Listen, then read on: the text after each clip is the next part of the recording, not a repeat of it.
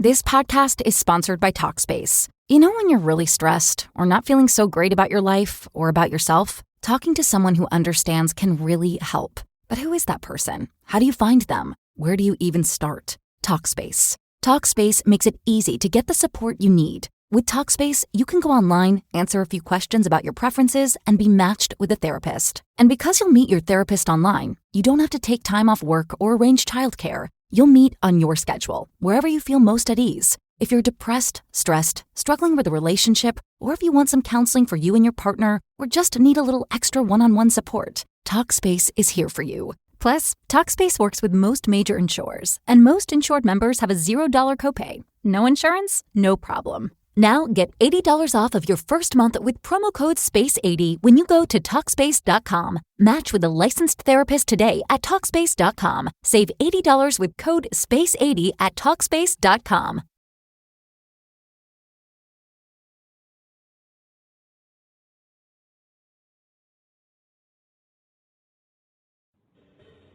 The best late-night conservative talk show in America, Sackheads Radio. And listen, there are no people better on the air to give you the best in conservative talk than Sackhead Sean and Sackhead Clint.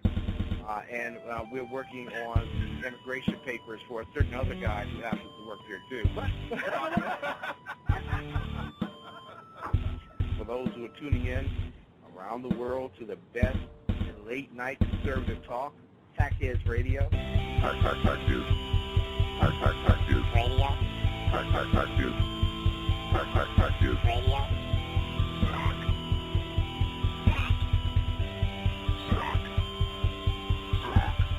The best late-night conservative talk show in America. In America.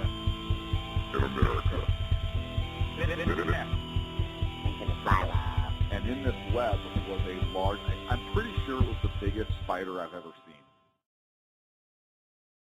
What? No, Sacco, just tell us when we're live. So anyways, that's the difference between jam and jelly. Well, no, and you know what? I'm glad you finally explained that to me, because I was curious for a long time. Right, I mean, you thought it had to do with spreadability. Sacco, but that was it's 8:01. Can you at least start playing the music? Or? Yeah, hey, we're gonna get into this, Sacco, or what? We're live. We're live now. Where's the light? I don't believe you. Where's the light? You gonna hold fingers up or something? September 17, 2014. Happy Constitution Day. Happy Constitution Day, my friend. And to everybody else out there, I don't want to just say you. Everybody who believes in the Constitution, not the White House, because they don't, but everybody else, welcome. Happy Constitution Day. Just so everyone knows, we were joking at the beginning. Sacco can actually wave to us from the cage to let us know when it's time to go on the air. So here's what happened. I'm going to paint the scene. Okay, because paint it. Sacco actually We have a lot of it. content tonight, so paint it. Sacco actually nailed it tonight. So we were dispersed throughout the studio in various locations. And we were also mingling and doing some stuff with Liberal Jake. Yeah, Liberal Jake's joining us. And next thing you know, Sacco, hey guys, 8 o'clock. Guys, the loudest whistle I have heard in my life. You know what it reminded me of? Do you remember the Flintstones? Yes. Yeah, when he slides down the back of the dinosaur, the steam whistle? Yes. Yes, But that's it wasn't exactly. a steam whistle, it was another dinosaur that he pulls the tail of, right, or whatever, right? And I'm pretty sure it shattered glass in 3 different locations. I'm going to blame the earthquake. No, I have never seen you jump like that in your life. The way you went over the monitor, you know why? And the keyboard, you know why? And landed in your chair. I thought there was food involved. No, huge style points. I mean, you nailed it. I wish I had video of that because you nailed it. You looked like the gymnastics team. Yes, that's exactly what I look like. Picture a fat gymnastics guy. I am wearing my unitard, so that's good. No, you are.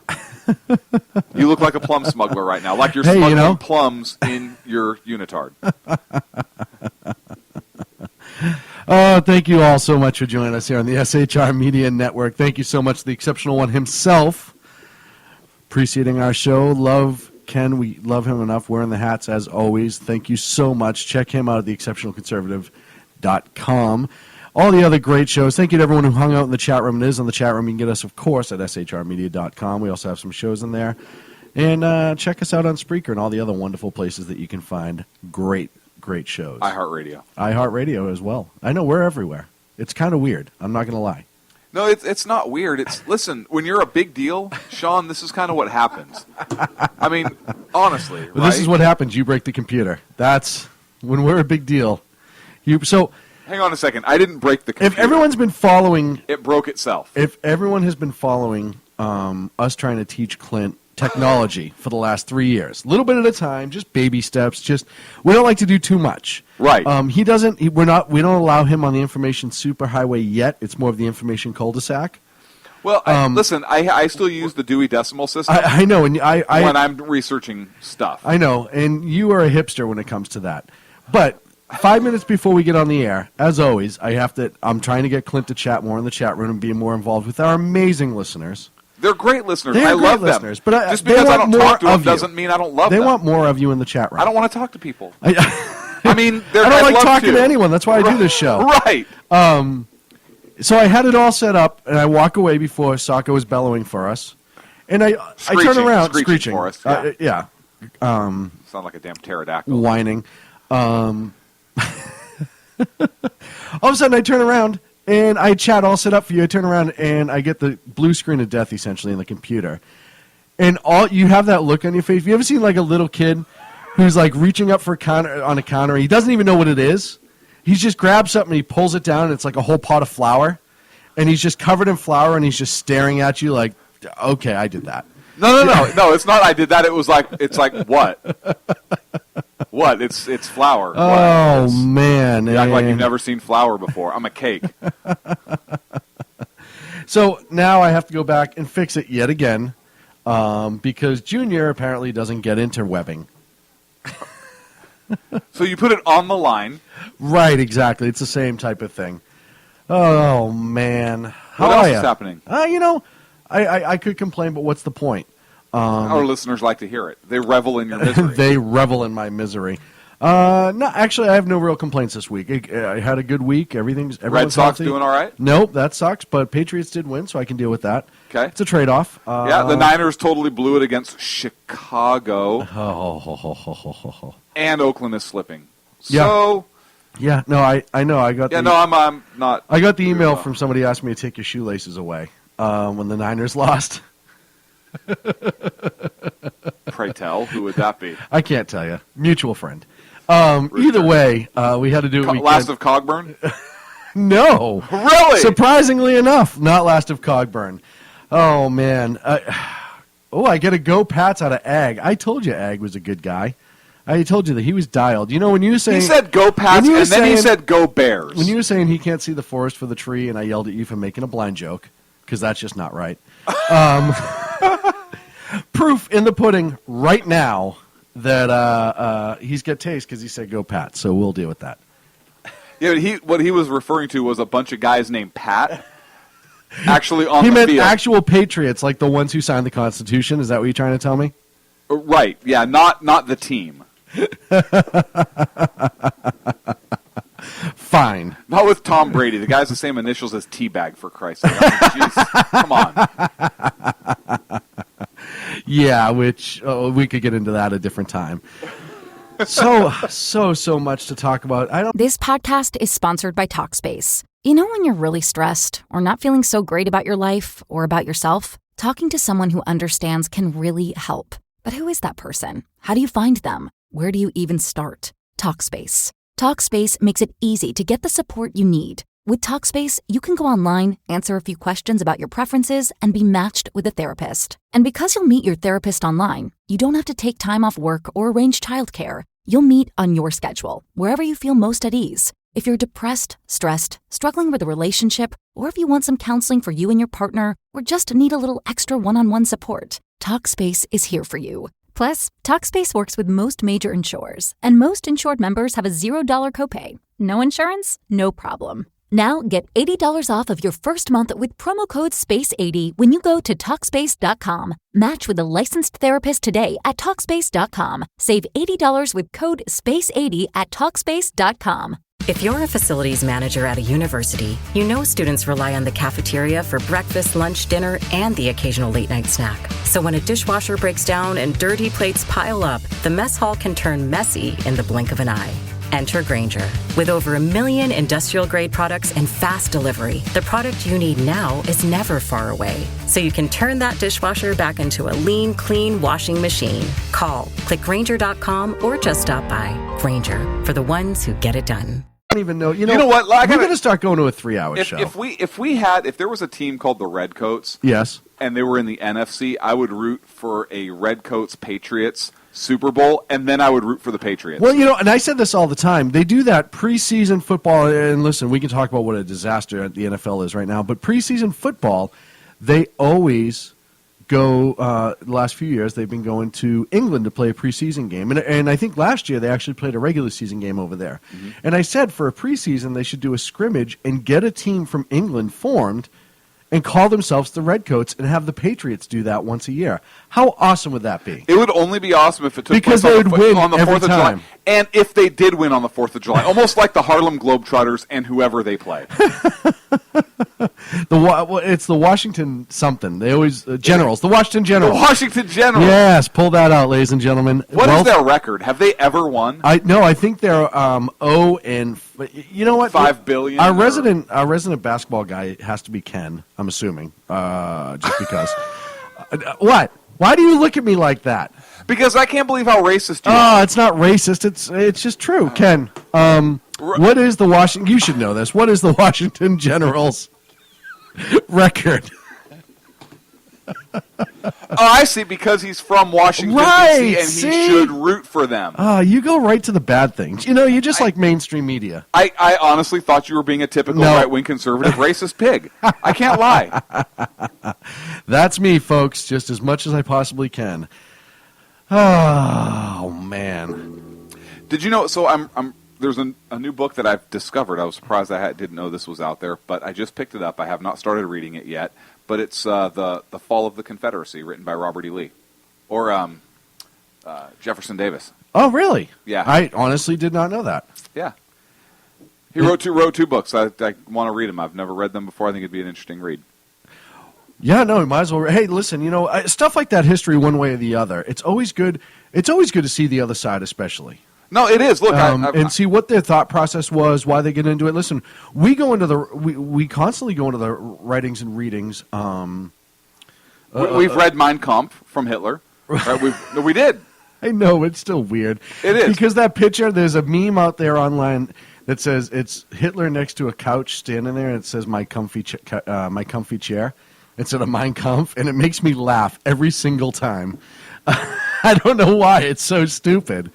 We read Albert Speer Inside the Third Reich. Yes.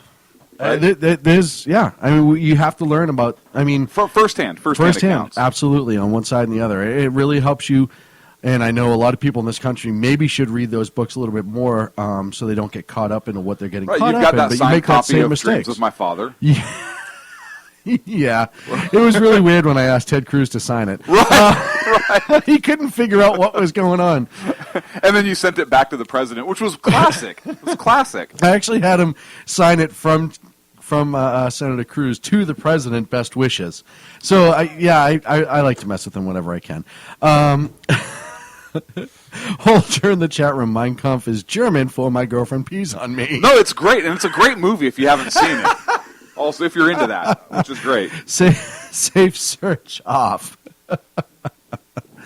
Oh, man. So, hey, we talked a little bit about the UK earlier and the Patriots and everything.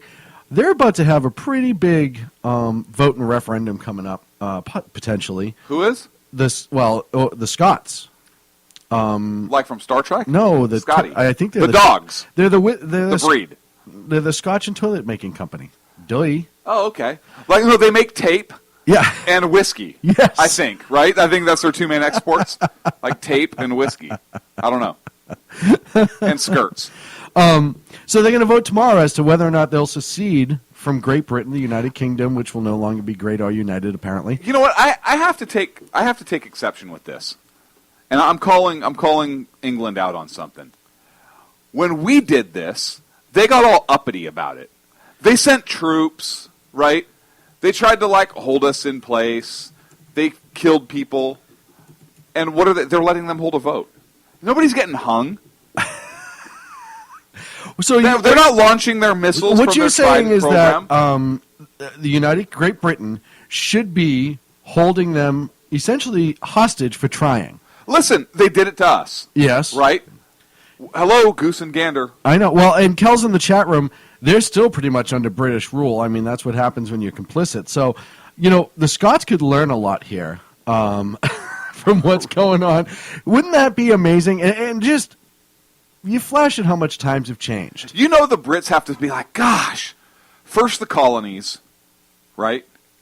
And then, islands in the Caribbean.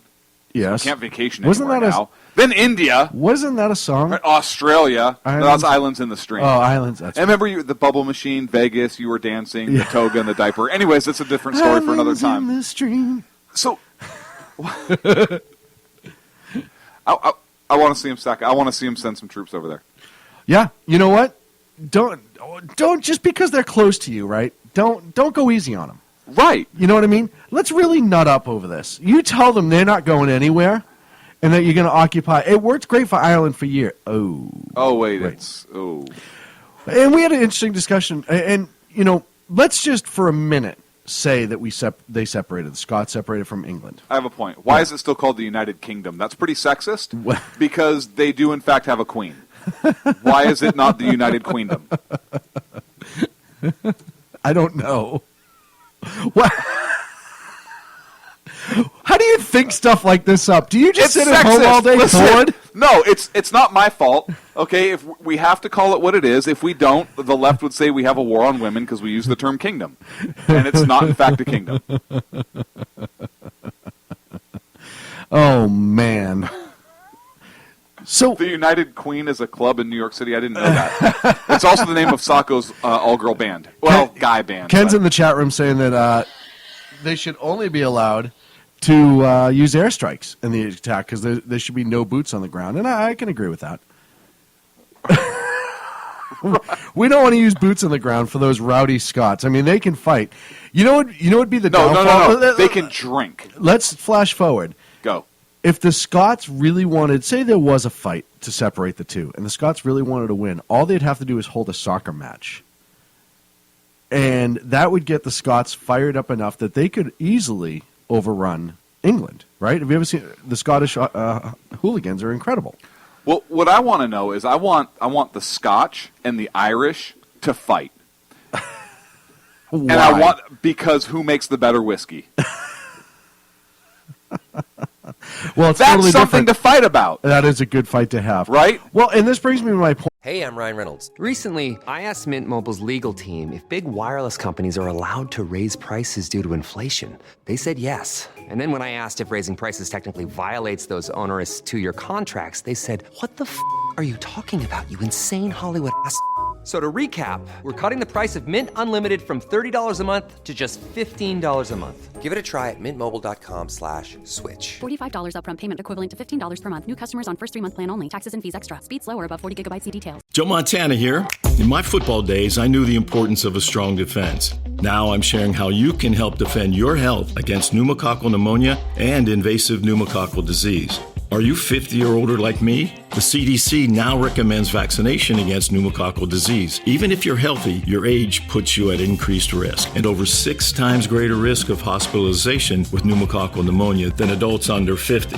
Schedule your appointment today at vaxassist.com. Sponsored by Pfizer. I don't even know how to do the accents. First We of all- make better whiskey. Oh, We yeah. make better whiskey. It'd be great.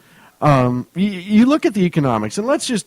I want to know where Liberal Jake would fight in that because he's a whiskey connoisseur. Well, I think it's one of those times that you have to kind of, if you're a whiskey drinker, and I am, and Liberal Jake is as well, you start to become the United Nations real quickly.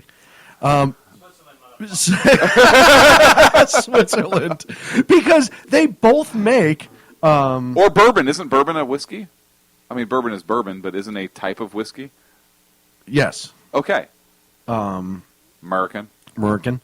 But you start looking at the economic impact on the world, first of all. On whiskey? On whiskey. If the separation happens. Right. Because we talked about earlier, all the resources that Britain provides for Scotland, where is that going to come from? The military, police forces, schools, all that. They pretty much run the gamut on that for Scotland.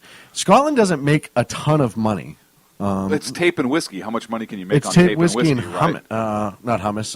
Yeah, different haggis. country. Thank you. Haggis. Haggis.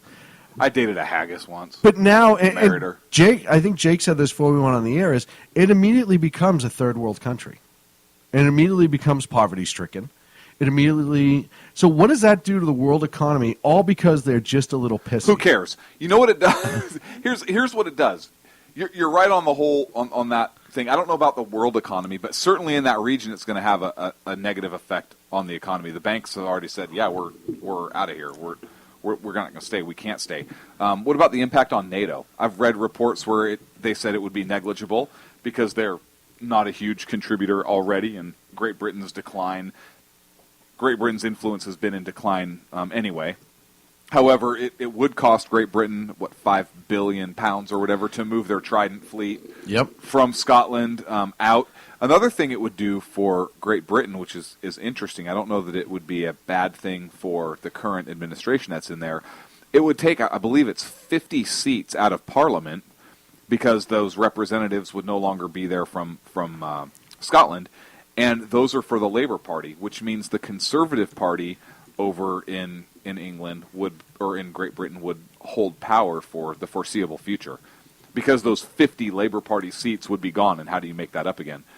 Right. So some implications more for over there. I don't know what that would do for NATO. I mean, Great Britain, I believe, is fairly influential. I know they're a close ally for us, but if they move their Trident fleet, I mean, Scotland would have to reapply for NATO. Oh, yeah. Because they're not. They would lose their NATO protections. But who would go to war with Scotland? Like, who would say, you know what, we're going to go screw with Scotland? And so you would need to enact...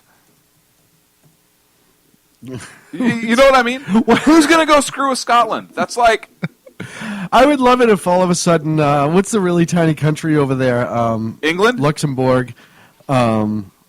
Just turned around, they're like, and we just took Scotland. Right. Imagine if... Or Ireland. Wouldn't that be amazing? Ireland could bowl over them with just a couple bottles of beer.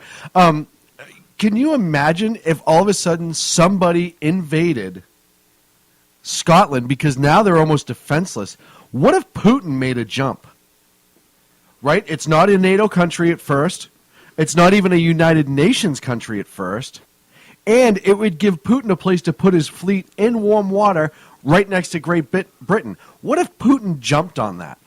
Wouldn't that be an insane set of circumstances? And is it unrealistic to think that that could happen? No, look at this guy. Look at what he's done. I'm sure it's a stretch, and I'm not blind to that, but that possibility is out there. And that warm water port, those docks, that military base, the naval base, already ready to go. Expansion of ISIS. Yeah, ISIS actually, you would have enough bodies. What are the Scots going to do? Back into their castles again? ISIS couldn't penetrate it. But they'd go into their castles, they'd be like, oh. You do look at, yeah, it is an England and Scotland thing, but you look at how it could impact that whole region and very much the world depending on what happens. It's very possible that somebody could suck up the power vacuum there. And the vote's close. The vote is close. There's nobody knows which way it's going to go. Mm-hmm. Well, at first, it was kind of like hey, let's just throw this out because it'll never happen. But as it's gained steam, now it's to the point where this may actually happen. Yeah, and like you said, it changes the swing of power in the UK, which could very well change the swing of power in how we deal with ISIS and other world events. They are one of our closest allies, so we do need, as a nation, we do kind of need to pay attention to what's going on, and we can joke all we want because it's awesome. Because it's... So, here's a question for the chat room. Al Sharpton's community organizing for votes in Scotland. Ken? Did Ken ever get back to us on the Washington Generals question? Not yet, and I'm sure he's doing the history on it right now. By the way, if you're not in our chat room, go to shrmedia.com and click live chat if you want to get in all the fun. Go. You had a question. And my question is, one, is the Washington Generals a backhanded slap at General Washington? Should we ban the Washington Generals in this age of No, because I think it offendedness? was the Pentagon's in Washington, and that's where all the big generals for all the military were. I don't think it's a backhanded. Yeah, I think it is. This is my story. And I'm sorry. I didn't realize. This is Clint logic. What are you not following on this? It's clearly Sorry. that is as offensive to General Washington as Redskins is. Oh, yeah. Never mind. I just blew my argument out of the way. Yeah, way to go. Conversation for the chat room. Yes. Should England use troops to force the Union to stay together? Oh, what does the chat room think? Well, let's read through and we'll get back. Let's do a poll in the chat room. Breaking. Scottish pro-separatists have imported the 300 Minnesota felons whose votes put Al Franken into the Senate to assist with poll canvassing. Well, they're really big on this. Ken, don't encourage him, Ken. You know Ken. better, Ken, in the chat room to encourage him, for goodness sakes. Thank you, Ken. It does, and it does change the impact. There are finances to be questioned as far as the Scotland separation. I'm glad you clarified that, because I was like, with the Washington Generals. No, you keep trying to go back to that, and I'm trying to keep us on topic. It's hilarious. It is hilarious. I love the Washington Generals and the Harlem Globetrotters. Oh man, and Ken's still not answering it. So I don't know what Ken thinks he's doing, but he's not getting us the stats that we were looking for. So, as our senior news director of sports, as our senior news director of sports, recreation, and politics, he is clearly as our senior director of sports, specifically involved with basketball. As it relates to the Washington Generals because of his geographical location. Yeah, he's got two-sided business cards, folks. That's the exceptional one himself. On top of being a political genius, that's just one of his many, many abilities. So it's something to watch for. They're going to vote tomorrow. The polls are really close. It's 50-50, which is actually kind of much closer than I thought it would be. Like you said, it's more closer than anybody thought it would be. Yeah, it picked up some real steam. And the Labour Union, the Liberals, if you will, in the UK is what runs Scotland. Scotland's actually a very liberal place. They do have an airport, and I don't know why I said that. I just thought I'd point it out that there's an airport up there. And there's grass. There's grass. They have there's grass a lot there. Of grass. There's some people, and they have kilts. Yeah. Which when they have to repair, they have to use tape, because that's what they have a lot of. In there. toilet paper. But no, because they spread their cheeks and use tape as well. So it's what is wrong with you tonight? Wow. Political reavers in the chat room. How many dead Scottish are voting? If it's anything like Philadelphia, Pittsburgh, most liberal states, couple hundred thousand votes will be coming out of there for the cutoff. So that'll be good for the separation. I know tomorrow, Jason on the Evan Miller Report is going to be covering this heavily at 5 p.m. Pacific. So the separation vote? Yeah, the separation vote. I know he's going to have that. So make sure you check that out tomorrow. Is there separation anxiety? What, too soon? Well, and that would be weird, because then if they elect a president or a head kiltsman or whatever they're going to call it. The head kiltsman. And say he goes to the UN. So what's your cabinet? It's all scotch. No, not the liquor cabinet. Yeah, that's what we'll call it, the liquor cabinet. Okay, so in the new Scottish Constitution, you have the head kiltsman and his liquor cabinet. That's right. Got it.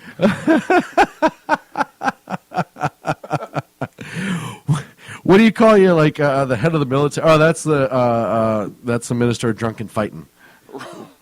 What? He's in charge of all the armed forces. He doesn't make a decision sober. That's in our bylaws. That's just how it works. I'm sorry. So. Matter of fact, we can't fight a war sober, so if that's somewhere with this whole NATO thing, that has to be in our treaty. Oh, man, that is just, it's going to be fun. So check it out tomorrow at SHR Media at 5 p.m. Pacific on the Evan Miller Report. Oh, we do have Miller Time tonight coming up at 9, too. We're going to get the news this evening. At 9:02? Perfect. That's kind of an odd 9:02 time to throw it out there, but okay, if he's down for that. Dude. What? I said at 9, too. 9 as well. Why do you always have to do this? Do what? Be on the radio with you? Yeah. I don't know. I ask myself this all the time.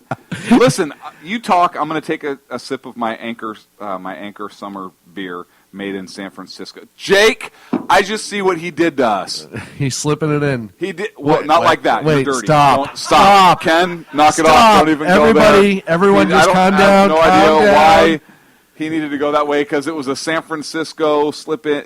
You're dirty. So you're the one that likes the 69ers. 49ers. 49ers. Liberal Jake comes in, and he hands the conservative guys beer made in San Francisco. You're trying to, but you know I'm going to drink it anyways, and just feel your liberal ale. Yeah, but I think it's funny, and this tells you where Liberal Jake's trying to push Clint, because he's got him on the San Francisco and the Anchorstein Brewery. Jake is drinking in studio as we speak Jack Daniels. So we know what he's trying to do. Absolutely. I'm on to you. Yeah, he's trying to set himself. Yeah. Oh, but man. It's okay. I'm drinking this beer anyways. I will not let it go to waste. You're doing it willingly, and I appreciate that. Coming up the rest of the night, after the break at 8:30, we're going to talk about the Constitution. It is Constitution Day.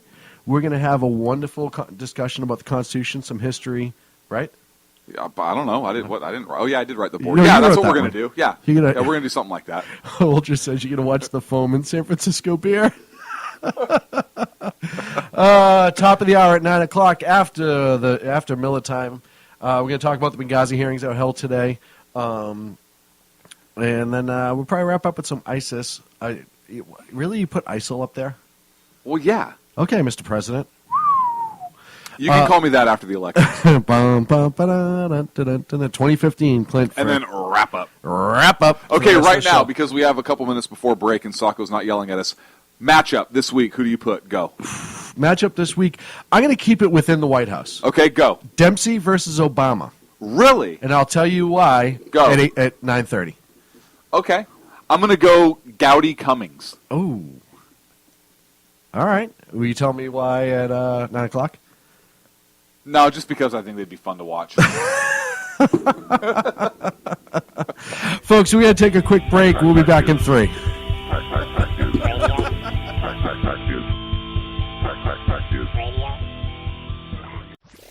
Conservative media done right. You're listening to the SHR Media Network. How you doing? John Grant here. When I'm not slaving over a hot microphone on the 405radio.com Saturdays at 10 a.m. Eastern, I check out Sean and Clint here at Sackheads Radio. We all appreciate the best political bloggers, writers, and commentators. We either get them on our shows or we make fun of them, as it should be. So check us out live Saturdays at 10 a.m. Eastern or forever on the podcasts on the 405radio.com. This is Tammy Jackson, inviting you to join me on the Tammy Jackson Show every Tuesday night at 7 p.m. Pacific on the 405radio.com. Put down that remote and tune into the show that covers politics, guns and the Second Amendment, religious liberties, sanctity of life, the military, and more. I host newsworthy guests and work hard to be a conservative radio show that's not like all the others. So save Tuesday nights at 7 p.m. Pacific for me, Tammy Jackson, on the 405media.com.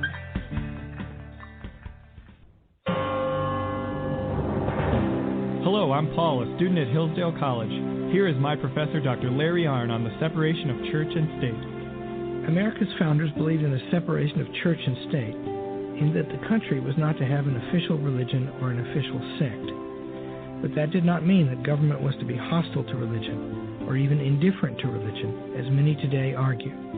In fact, America's founding document, the Declaration of Independence, includes both a reference to God as the author of the laws of nature and a confident assertion that human beings are endowed by their Creator with certain inalienable rights. Far from being hostile or indifferent to religion, America's founders understood the theology of the Declaration to be an essential part of the education of citizens. This Constitution Minute was brought to you by Hillsdale College. To join the national conversation on the Constitution, go to constitutionminute.org.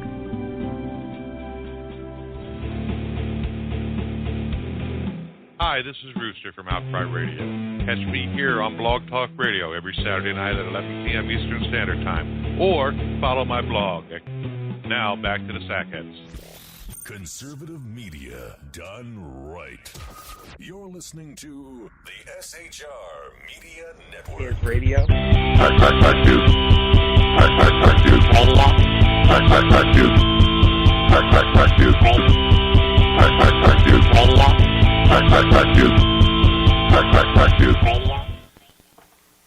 And we're back here on the Sackheads Radio Show. Thank you so much for joining us this evening on the SHR Media Network.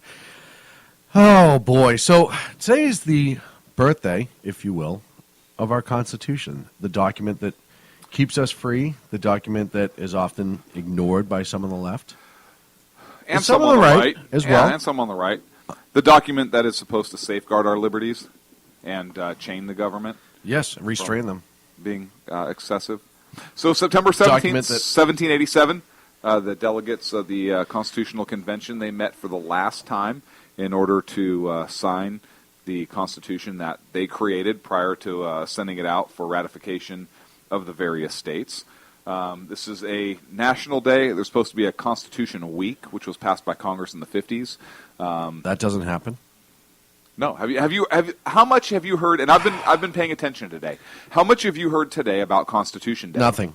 Well, like we're in Sacramento. Did you see anything at the state capitol? Yes, but not not for Constitution Day. Right. Our friends on Twitter, people we follow on Twitter, friends on Facebook, etc., but nothing in mainstream media. Nothing, and even some of the smaller pundits that I kind of expected to see it from. It really, as much as we on the right talk about the Constitution and the importance of safeguarding it and the importance of maintaining it and abiding by it, even those on the right have it's ignored it today and for the week as it's supposed to be. It's supposed to be ignored. Well, no, it's not supposed to be ignored. Celebrated. You're supposed to be ignored. Your mom's supposed to be ignored. I apologize. I don't know where that came from. I'm sorry. I don't. 227 years ago. What that happened. So when we first whooped Britain's ass, what happened is I'm sorry, that was uncalled for. Apologize, England, for that. But you did send out that White House tweet. So when we first got our independence, the first articles that governed our nation were the Articles of Confederation. Again, one of the organic documents that we've talked about on the show previously. And that didn't really work out very well. It did not provide for, it gave the states a lot of power, which was great, right? The states were very worried about maintaining their sovereignty and so forth. However, there was no real central power to be able to do anything as a whole. All of the states had to agree to whatever. And one state could really hold that. Literally was in it. That was one of the things they wrote. No, literally, it said somebody wrote whatever. They wrote like whatever. I'm going to need a little more. I'll need a little bit more. Right, but that's why it was so weak, and that's why they turned whatever into we the people. They both start with W. Come on, Sean, you've been through this. You know your history. So the articles were very, very weak. One state could really hold all of the others hostage, and our ambassadors overseas really couldn't get much done with treaties and so forth, because when they'd come back, they couldn't agree. So the founders realized something needed to be done. They needed something more stronger to really bind us together and give a little bit more control to the central government. And this was not a very popular idea. Delegates were sent to the Constitutional Convention, and the larger states and the smaller states really kind of battled it out. You had the Virginia plan, which was put forth, and then you had which was the larger states, basically wanting representation based on population, and you had the New Jersey plan, which was kind of an answer rebuttal to that, basically saying no, we need representation too. And what you ended up getting was a compromise, and the beauty of the Constitution, and there's so much we're not going to get into all of the ins and outs of the Constitution. That's not what this is about. But we're really celebrating our Constitution and some of the really the ingenious things about it, which are the separation of powers. Yes. One of the biggest controversies I think today that we hear all the time, and it may not necessarily be called the separation of powers, but oftentimes there's serious infringement, and we've talked not only by the executive, but also by the judicial. Yeah, no, there is. And the Constitution's not really, it's not, it's been changed through the amendment process, but it's not really working how it was originally designed to work right now. It's not really adhered to. And that was one of the problems with the Articles of Confederation. Although there was no way to amend it or to change it. The founders realized that, hey, you know what, things change, and there may be times where this document needs to be changed. Not in the living, breathing, changing document like many on the left would want you to believe today, but an amendment process. Hey, if things need to be changed, we don't change our core document for light or transient purposes. Right? There has to be a process, and there is the amendment process, and that is circumvented today. So much. All the time. By most of the three-letter agencies, just to start. Right. EPA is one of the worst. It is, but that's power that Congress has, given up. Given up, yeah. And the courts make rules that, it's based on case law as opposed to constitutional law, and there's a whole discussion that we can even take off on and just go off on a tangent. But the Constitution originally, so the compromise that was set forth is really the House and the Senate. And you had representation based upon population, so the House, which would represent the people. And then you had the Senate, which gave every state an equal say. 2 senators, which gives the smaller states, puts them on an equal playing field with the larger states. And it also kept the states, gave the states their power in that because the senators were chosen by the state legislatures, they represented the state interest. So you had a balance of the people's interest and the state's interest, and then the president, which held the federal interest at heart. And it was there to, particularly when we talk about the amendments, which were adopted later, safeguard the liberties of the people, not to oppress. I mean, these men just fought a war over oppression and tyranny, and they wanted to make sure that it never came again. They wanted to make sure that it never happened again, and that there were safeguards in place to be able to ensure what a majority of the people wanted while maintaining the rights and liberties of the minority as well. Another brilliant part of the Constitution, and this is touted so often, and I've had discussions with people about this, and I've had this, I've heard teachers and professors talk about how racist the 3/5 clause is, and the 3/5 clause is genius. First of all, the Constitution actually gave a drop-dead date for the importation of slaves into the countries. Okay, so.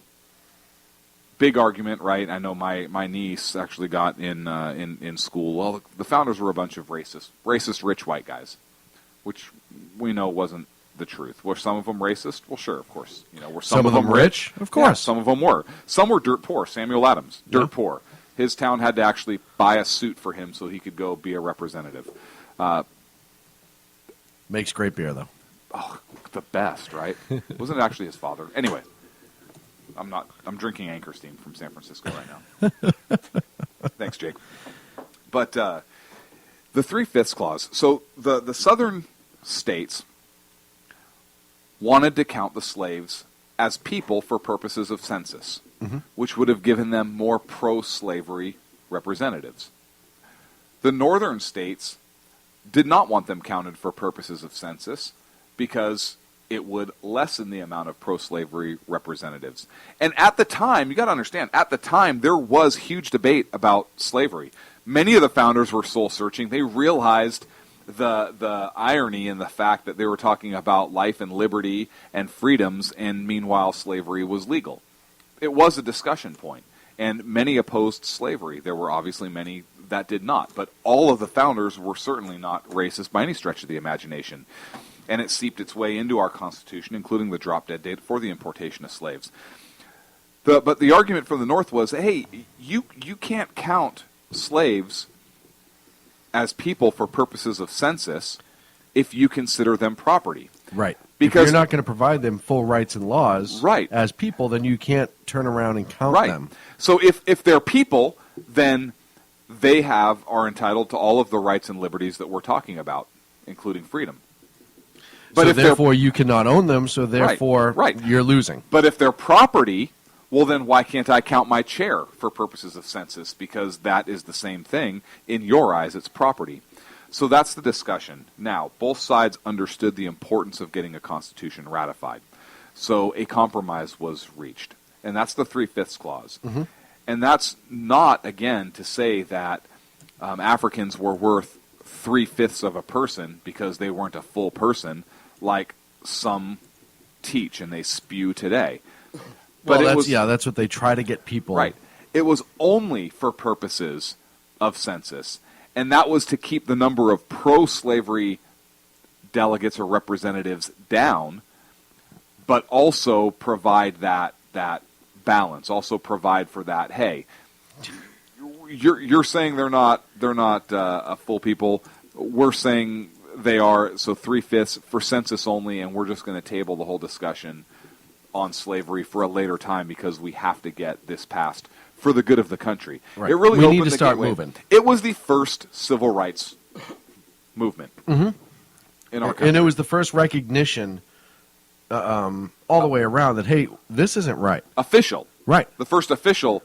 I mean, well, there was some other, but I'm talking as far as our United States, a national discussion taken place. Mm-hmm. It was actually discussed and debated. And I think that's one of the brilliant portions of the Constitution. And why is that not something on Constitution Day that is discussed or taught in most schools? Now, obviously, I'm not in every classroom, but I can guarantee that most schools do not have that as a lesson plan. No. During Constitution Week, maybe I they'll challenge school districts to seize this because Constitution Week starts September 17th today. Mm-hmm. I challenge you to take the 3/5 clause and do a study on it for one day in class, whether it's an hour or whatnot, to show that in fact the civil rights movement started back in 1787. Mm-hmm. No, you know what? I think it's a great point. Listen, one of the things that have been done as of late has been the just destruction of the image of the founders. And like you said, not all the founders were perfect, and not all of them maybe had the best interest in mind outside their own.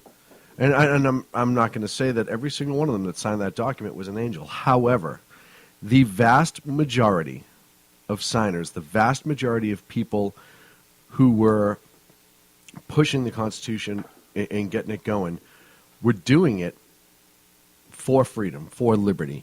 And like you said, they also put in the framework, and we talked also about the Northwest Ordinance later on, and other document that had very strong language against slavery in it, that was very much written by a majority of the founders. And again, so it shows you quite clearly how non-racist the founders were.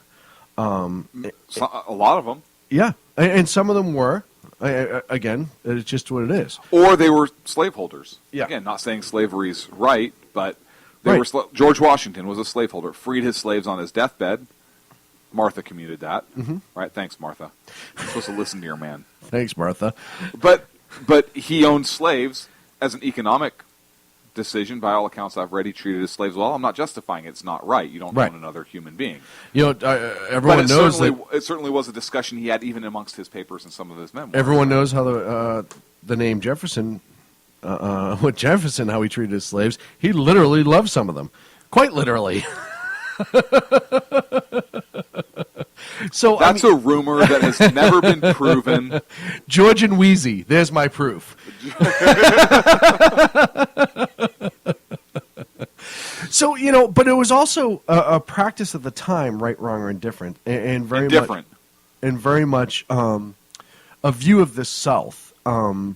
Because if you look up north, there was, I guess at the time you would call them African Americans because they were brought there from Africa, right, and then Americans. But one of the first people to die for our nation during the Boston Massacre was a black man, Crispus Attucks. Yep.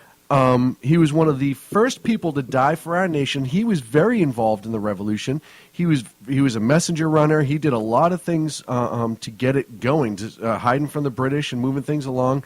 A lot of Africans fought on behalf of the cause of the Patriot cause. From the word go. I think that's what started the war. Is I think there was the word "go" at Lexington and Concord, and somebody pulled the trigger. Shot heard around the world. One of my favorite recreations they do every single year. I've seen it numerous times growing up there. It's still awesome to this day. So you have to look at the fact that the founders understood way back when that they were people and that they were part of our freedom and part of our liberty, and they would enjoy the benefits thereof as well. So I think it does really do a good job. It's just of destroying the leftist belief that all founders were racist, but it's not, like you said, it's not shared. Right. Only if you know your history. And another thing about the Constitution, the left likes to throw out Thomas Jefferson a lot. Mm-hmm. They love Thomas Jefferson, right? They love him for all kinds of things. TJ. But here's a quote from Thomas Jefferson that I want to remind the folks on the left who think the Constitution is a living, breathing document. He says, on every question of construction, let us carry ourselves back to the time when the Constitution was adopted, recollect the spirit manifested in the debates, and instead of trying what meaning may be squeezed out of the text or invented against it, conform to the probable one in which it was passed. That's not a living, breathing document. That pretty much says, hey, it means what it says, and it means what it says in the language of today. Yes. Reaver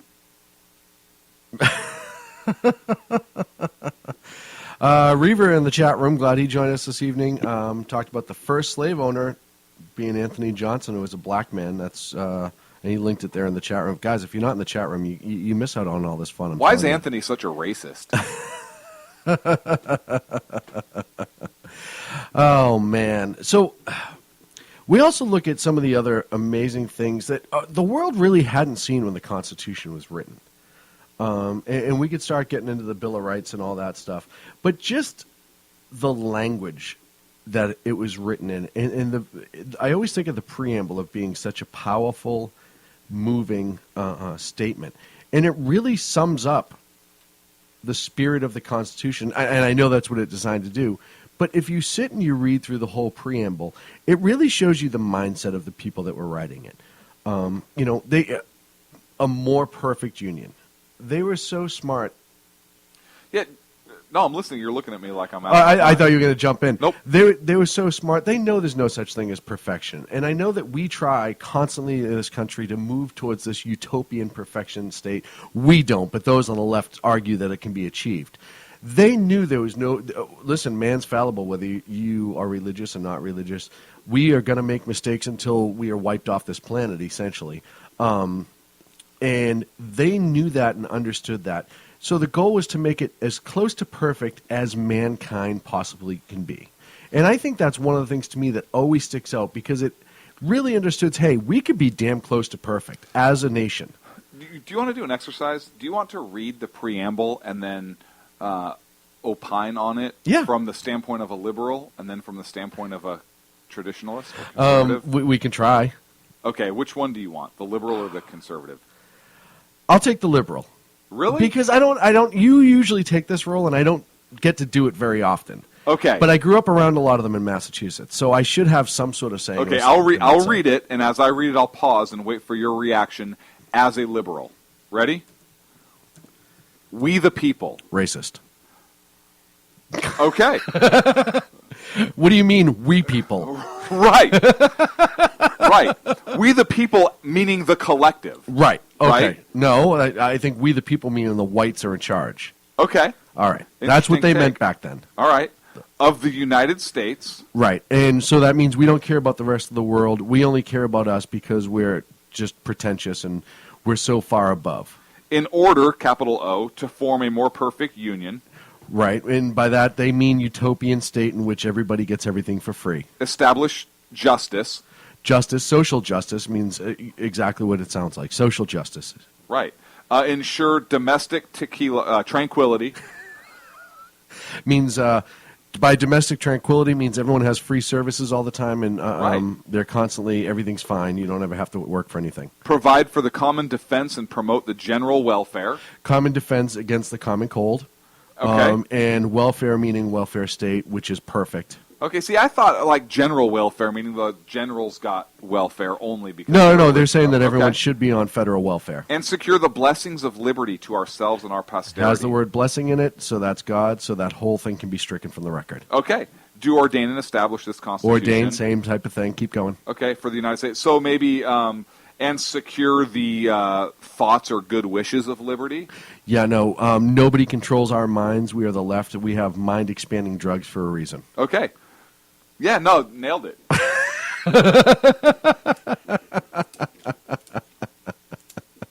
But seriously, am I that far off? No, I like we the people more as like a communist. We are together. It's all for us. Homeland. Collective. Have you noticed the word homeland's getting thrown around a lot? And it sounds very much like motherland to me, and that's something. Or fatherland. Or fatherland. That's something that's really starting to show up in a lot of politicians' speech that I don't know if I'm entirely thrilled with. I'll take our nation. I'll take the United States of America. Anything like that. But when you start talking about fatherland and motherland, I don't know why. And But they're saying a homeland. They're not saying fatherland. I know that we have the Homeland Security. I'm not even necessarily saying they're saying it for any reason. You just said Homeland Security and fatherland, and therefore they're practically the Gestapo is what I heard you just say. It bothers me that that's starting to come out more and more. Sorry, I didn't mean to jump in with that. No, I kind of want to explore this a little bit. Okay. I knew I was going to get us off, but go on. Wait, what? It's a topic. This is interesting to me. I want to know where your mind's at with this. So, you have an issue with homeland because it sounds like fatherland or motherland, but it's our homeland, right? Mm-hmm. Oh, it is our homeland. But up until recently, we never really referred to it as That's the like our homeland. home. What's wrong with like hometown? Do you say is hometown okay? Yes. Because that's different. That's not us as a nation. That's almost like a separation of states, if you will, in cities. It's a smaller place. It's a smaller dynamic. You can have your hometown and still be an individual. Can you have your home state? You can have your home state. I have a home state. Can you have a home game? Yeah, as long as you play an away game, then everything's a home. Other than that, everything's a home game. So yes.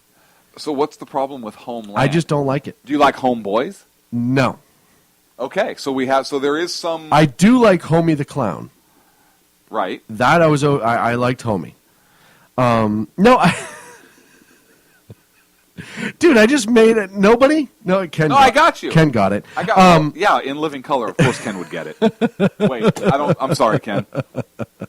I don't know why this particular and everyone else in the chat room. Maybe I'm just being overly sensitive.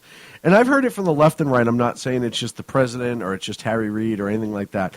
But when I hear the word homeland, I really think of almost like the video game Homeland. Like I really think that it's just got such a... It just dawned on me. What? I know why they say homeland and not fatherland or motherland. Why? It's gender neutral. Oh, good call. Right? Good call. So it may be said in the same spirit, but it's gender neutral. Oh, finally, you figured it out. I couldn't figure out. I'm glad. Now it's equal. Does Everyone's it make sense fair. now? Everyone's equal. Fair. It could be our parent land. All the time. It could be our parent land. It could be our what's the word I'm looking for? Non-married but living together land. Our domestic partner land. Ooh, could it be baby mama land and baby daddy land? Baby mama land. Right? It's the same thing. Yeah. Can you imagine? I'm running for office in this baby mama land to protect it. So does Planned Parenthood have to consult with the United Nations before Scotland wants to try and get separated from Great Britain? Because we're fatherland, motherland, parent land. I don't know. Maybe they would have to go through the UN. Oh, man. When you run in 2015, I want you to refer to this as Baby Mama Land. Every single time, Baby Mama Land. I can't. I can't do it. Why? Because I can't. I have too much respect and love for my nation. Folks, you heard it here first. When it starts getting used in common culture, Baby Mama Land, instead of homeland or fatherland, you've heard it here first. There's going to be like a hip-hop song next year that's going to be popular that's going to have that in it. Oh, man, I just think of, like, the person off at war. You know, like, there's the silence of the night, and I'm trying to, like, there was the horrendous fights all day long, and then it's a silent night, maybe snow falling on the ground, and the soldiers in the foxhome, and he just looks at his partner, he's like, man, I just hope I can make it through this. Just one more time to see the Baby Mama Land and be free. I imagine how that would change Saving Private Ryan. I don't even know what to say to you right now. I'm a little disgusted, like a little bit, but intrigued as well. I'm saying it's something. It's really something. Maybe we can use that as an advertising thing to get younger generations more involved in the Constitution.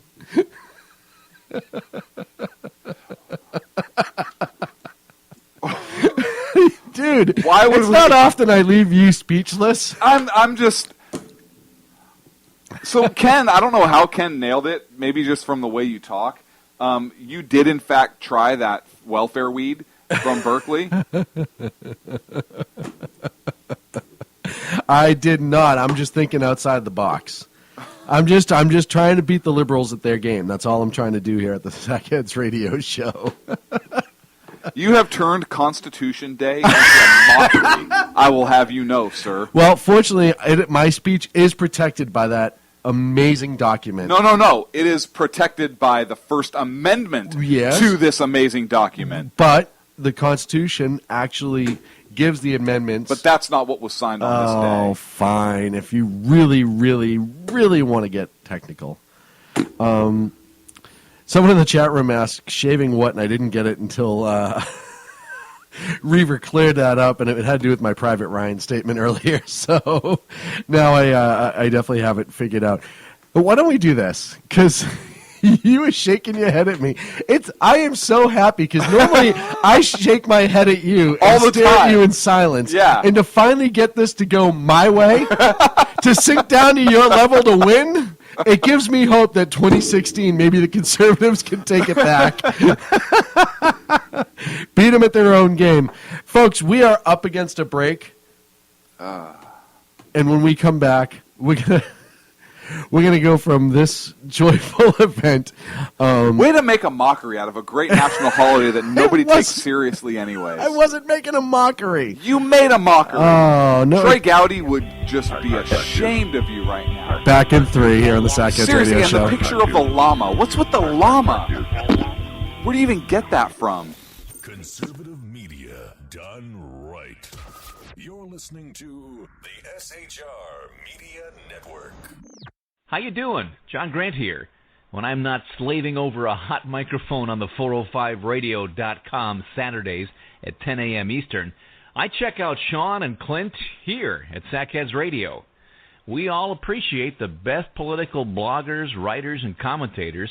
We either get them on our shows or we make fun of them, as it should be.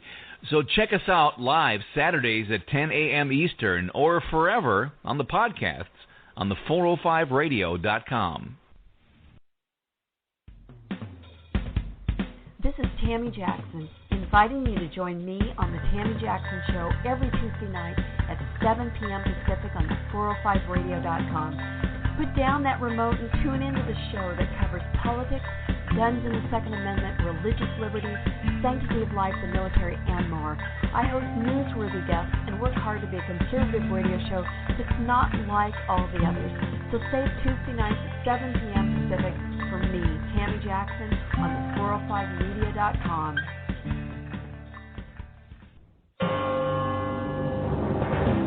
Hello, I'm Paul, a student at Hillsdale College. Here is my professor, Dr. Larry Arnn, on the separation of church and state. America's founders believed in the separation of church and state, in that the country was not to have an official religion or an official sect. But that did not mean that government was to be hostile to religion, or even indifferent to religion, as many today argue. In fact, America's founding document, the Declaration of Independence, includes both a reference to God as the author of the laws of nature and a confident assertion that human beings are endowed by their Creator with certain inalienable rights.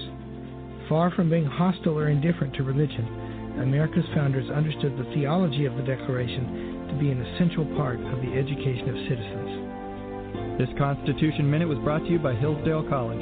To join the national conversation on the Constitution, go to constitutionminute.org.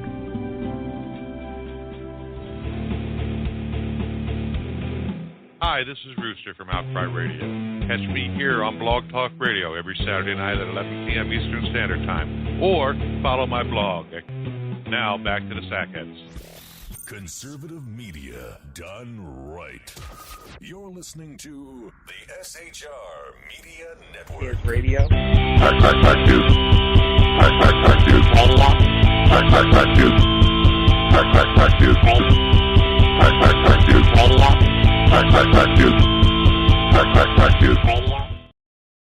And we're back here on the Sackheads Radio Show. Thank you so much for joining us here on the SHR Media Network. So we're starting to cross into, it's going to be interesting to see how this plays out in the elections. But we're starting to cross into the point where the Benghazi hearings are really starting to pick up again. First of all, first one was today. And we have the back and forth between Trey Gowdy. Yeah, Representative Gowdy, who, by the way, I love Trey Gowdy. If you don't, and I don't care if you're a Democrat or Republican, if you don't love Trey Gowdy's passion, honesty, and the fact that he sticks to facts and appreciates our nation, you're blind. I think I really say this time and again I think Trey Gowdy is probably one of the most honest and sincere people in Congress. I like the guy. The guy he's great, and you don't hear a lot of negative things about him. No, they're afraid of him. The left is afraid of him because he's very intelligent. He's a brilliant man. He's very cautious, I think, about his words because I think he likes to be extremely clear about his points. I think when he says something, he wants you to know exactly what it is and not have any sort of wiggle room to get around. Well, he was a prosecutor, and he knows. So he knows how to box. He knows how to box people in, and really kind of steer the conversation to where he wants it to go. He gave a great, about 6.5, 7-minute opening statement, opening remarks to begin the hearing. Mm-hmm. He says he wants to rise above the politics, and he really said, "Hey, we want to get to the truth." Wherever that's going to lead us, basically. We're going to look at all the evidence, and we're going to take a look and find the truth, which we talked about on this show. So clearly, I think he listens to us for advice. Right. It's unconfirmed report. Trey Gowdy's a huge fan of ours. Trying to shore that up, but we think perhaps he's a huge fan of ours and listens to our show for advice and inspiration. But that being said, Elijah Cummings then gave another statement as the ranking minority member, and I don't mean that in a racial term. Oh, Ken. Sorry, Ken. Can you believe this, Ken? Sorry, Ken. But for the minority with you. party, what's that? It never ends with you. I know the minority, not the party of. You know what I'm saying. So he gave a statement also and basically said, "Hey, look at prior attempts at this has, kind of sunk down into he called it unseemingly partisanship, mm-hmm. but he hoped to rise above that mm-hmm. and really." Kind of get to the bottom, and he said, hey, the four heroes' names should never be forgotten. And he actually gave an okay opening statement. I'm still surprised that he's on this committee. Oh, I'm surprised he's on any committee. Yeah. With what's going on with the IRS and the connections that came out of his office. But I agree with you, and I think it's funny that now the elections are starting to come up, and these are going to be the current sound clips being played repeatedly. Yep. The tone of the Democrats on this committee has changed greatly. I'm wondering how much of it is this new book, 13 Hours in Benghazi. Well, and that's some the of other the things thing that's coming out. Oh, no, we were ordered mm-hmm. to stand down, and they're now, ooh. I think they're starting to step away from the administration. They're still in defense of Hillary. And when you hear from Greg Starr here, who's the Assistant Secretary of State, for diplomatic security.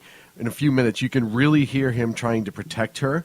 But overall, they're trying to separate themselves from the administration and kind of put the right foot forward, if you will, going into these elections. So it's really interesting. And I'll tell you, Cummings went from really like being against this 6-7 months ago. Why are we here? Right. And blah, blah, blah, blah, blah. This is ridiculous, and it's a witch hunt, and really being that whole antagonist. Nobody's hunting Hillary.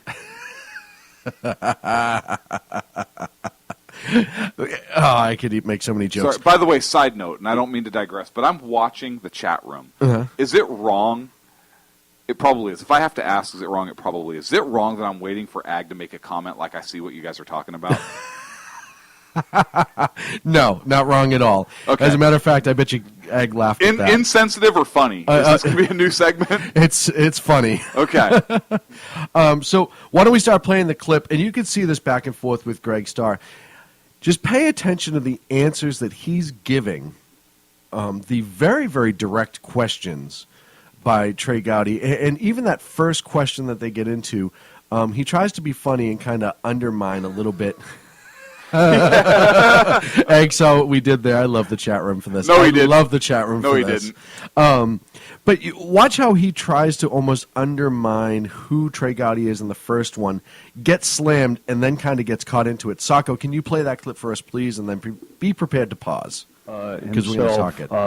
It strikes me that there are at least two issues at play, two major issues. Number one is the efficacy of the ARB process itself, whether or not it is in our best interest to allow any entity to essentially grade its own papers. We don't do that in any other category of life. We don't get to sentence ourselves when we're in court. We don't get to grade our own papers in a classroom.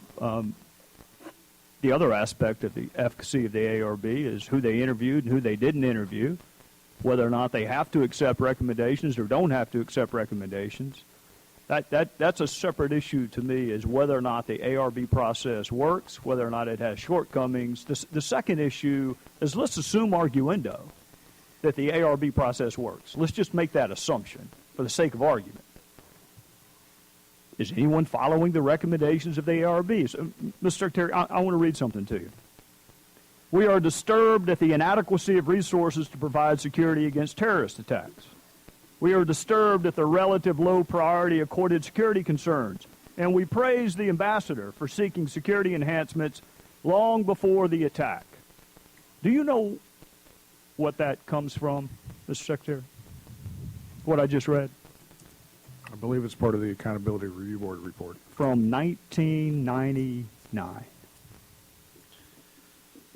That was Bushnell and Nairobi, correct? That was the ARB from 1999, and you can lay it almost perfectly over what happened in Benghazi. And one other point, the 1999 ARB made it really clear. They went out of their way to make it clear. They were disappointed that the recommendations that came after the bombings in Beirut were not being implemented, something called the Inman Commission. So the 99 ARB criticizes existing State Department employees for not following the Inman Commission from 14 years prior. That is a quarter century's worth. So when they talked about all the different things they changed for security and all this other stuff, they weren't even meeting the recommendations made back in 1999. Never mind the recommendations and the requests, as we'll get into it. But think about how, and listen, I know Bush was in charge for a lot of those years and all that, and I'm not saying that, but the country as a whole, the administrations have failed to meet the requirements of the 1999 ARB. And even before that. The Lebanon bombings, I believe, were also referenced. Beirut, which is still Lebanon, by the way. So that tells you that the security was already inadequate overall for a lot of our embassies, as they weren't already meeting. Go ahead, Sacco, keep playing it. Recommendations. And yet here we sit. So what I want to do, because I honestly commend Mr. Schiff. It was a wonderful idea, and I thank each of you for coming. But giving the inescapable interconnectivity between recommendations made after Beirut and after Eastern Africa and now after Benghazi, we're going to look at some of those past ARB recommendations. And I'll give you one, Mr. Secretary. For diplomatic buildings abroad not meeting Inman, of course, Inman being, again, Beirut bombing, not meeting Inman standards, essential physical security upgrades should be made immediately. That was the recommendation of the 1999 ARB. Mr. Secretary, I'm going to read you another one. This goes to Mr. Cummings' point, which I thought was a wonderful point. Diplomatic petitions should be made to all governments with whom we have relations to remind them of their obligation to provide security for our embassy.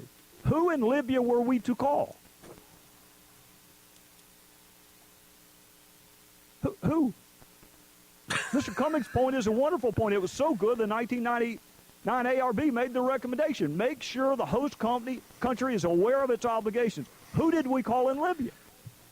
Sacco, pause it for a sec.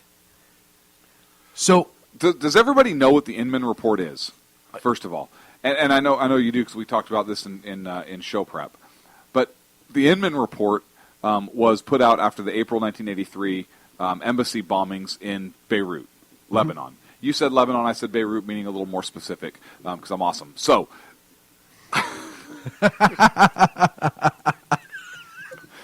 Admiral Bobby Inman was the chair of the committee, and they put the report forth. It came out in 1985. So that's when the initial report comes out. 1999 report is basically saying you didn't follow what was in the 1985 report. Right. And here we are in 2014 saying you didn't follow the 99 or the 85 report. Just to kind of paint the picture in what Trey Gowdy is really kind of upset about. Right. We've had almost 30 years, 29 years of reports and findings that are all consistent, and we keep having the same problems. And look, 83 was President Reagan. I love President Ronald Reagan. Right. I'm a huge fan, but this is when this report came out. And so throughout the rest of his presidency, through Bush Clinton. #1, through Clinton, through Bush #2, and through Obama. Nothing. Oh, by the way, and Ag brought up an amazing point is, how many times did Obama say he's going to fix everything? And fix this, and we're going to fix that, and everything's going to get figured out, and we're going to fix it, and we're going to be the most transparent, blah, blah, blah, blah, blah, blah, blah, blah, blah. And he hasn't. And we know, and as we go on in these questionings, we know that we know that there was more requests for security made for different reasons. And I want to address something Ag said in the chat room. He said, to be fair, reports come out every year. They do. And Ag always brings up excellent points in the room, and we appreciate you being here, Ag. But these reports we're referencing specifically are after major attacks on U.S. facilities. These are after major incidents. So these reports are, in my mind, should be taken a little more seriously than a report or a study that's done just every year or biannually or every 5 years or whatever it is. I mean, these are reports that are specifically in reference to a particular event or a couple events. Mm-hmm. All right, Sacco, go ahead. Question, sir? Yeah, when I pause, that's generally an indication I'm waiting on you to answer, but I'll make it Love clear in the future. I love Trey. I think this is the heart of the question. There are times when, for the national interests of the United States, we are going to have diplomats, humanitarian programs, rule of law programs, and other things in places where the host country does not have a government. Mr. Secretary, and in those cases, we must take the lessons from this ARB. Was there a government in Libya for us to contact? No, not at that time. All right. So that recommendation of the 1999 ARB, we were not able to do. Let's move to one that perhaps we were able to do. This was also a recommendation from the 1999 ARB. And again, the ARB is presented to us as a panacea. I mean, that's the... Pause it for a sec. Starr's response there essentially says, hey, you know what?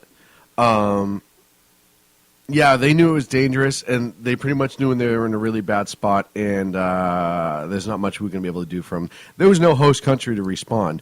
There was no host country, which is why we had such a large-standing CIA unit sitting there for defense, because we knew we couldn't rely on the host. Right, and that if something bad happened, we would be able to go send those guys immediately. They wouldn't be told to stand down at all. We'd send them immediately to go take care Well, of whether it. or not they're used or not are two totally different things. Yeah. Suck or what go. happens is there's an attack, there's a blue ribbon panel, we're going to study it, we're going to make recommendations, and this is never going to happen again. So back to the 1999, the Secretary of State should personally review the security situation of diplomatic facilities, closing those which are highly vulnerable and threatened. Why do you think the 1999 ARB went out of its way to use the word personally?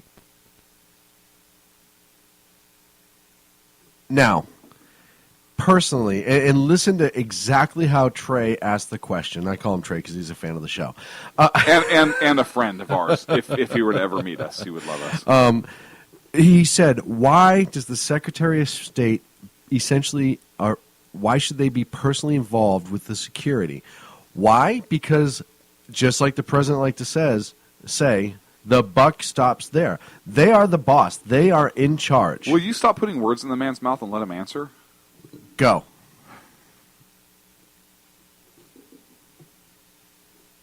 No comment, sir. What? Wait, whoa, stop. Whoa.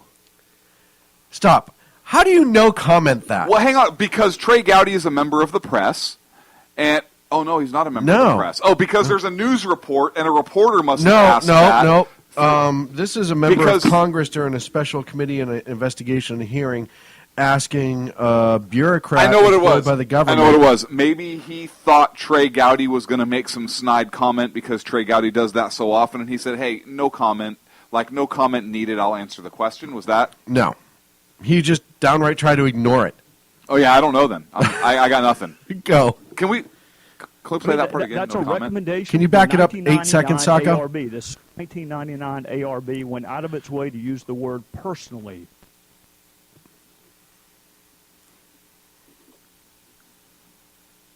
No comment, sir. I love that there's such a delay there. I can't think of anything that's going to get me out of trouble, so no comment. Do you think he shat his pants at that particular moment? That was the equivalent of like when you walk down the streets in Las Vegas and they hand you out all those cards on this. He essentially just like tried to say no to one of those guys. Like, oh, no comment. I don't want a card. No, you know what that was? That was he's got the computer turned on. It's late at night. And his wife walks in and his pants are off. No comment. Hey, baby, what you doing? That's what are you that doing? Was. No comment. No comment. That's what that was. Go.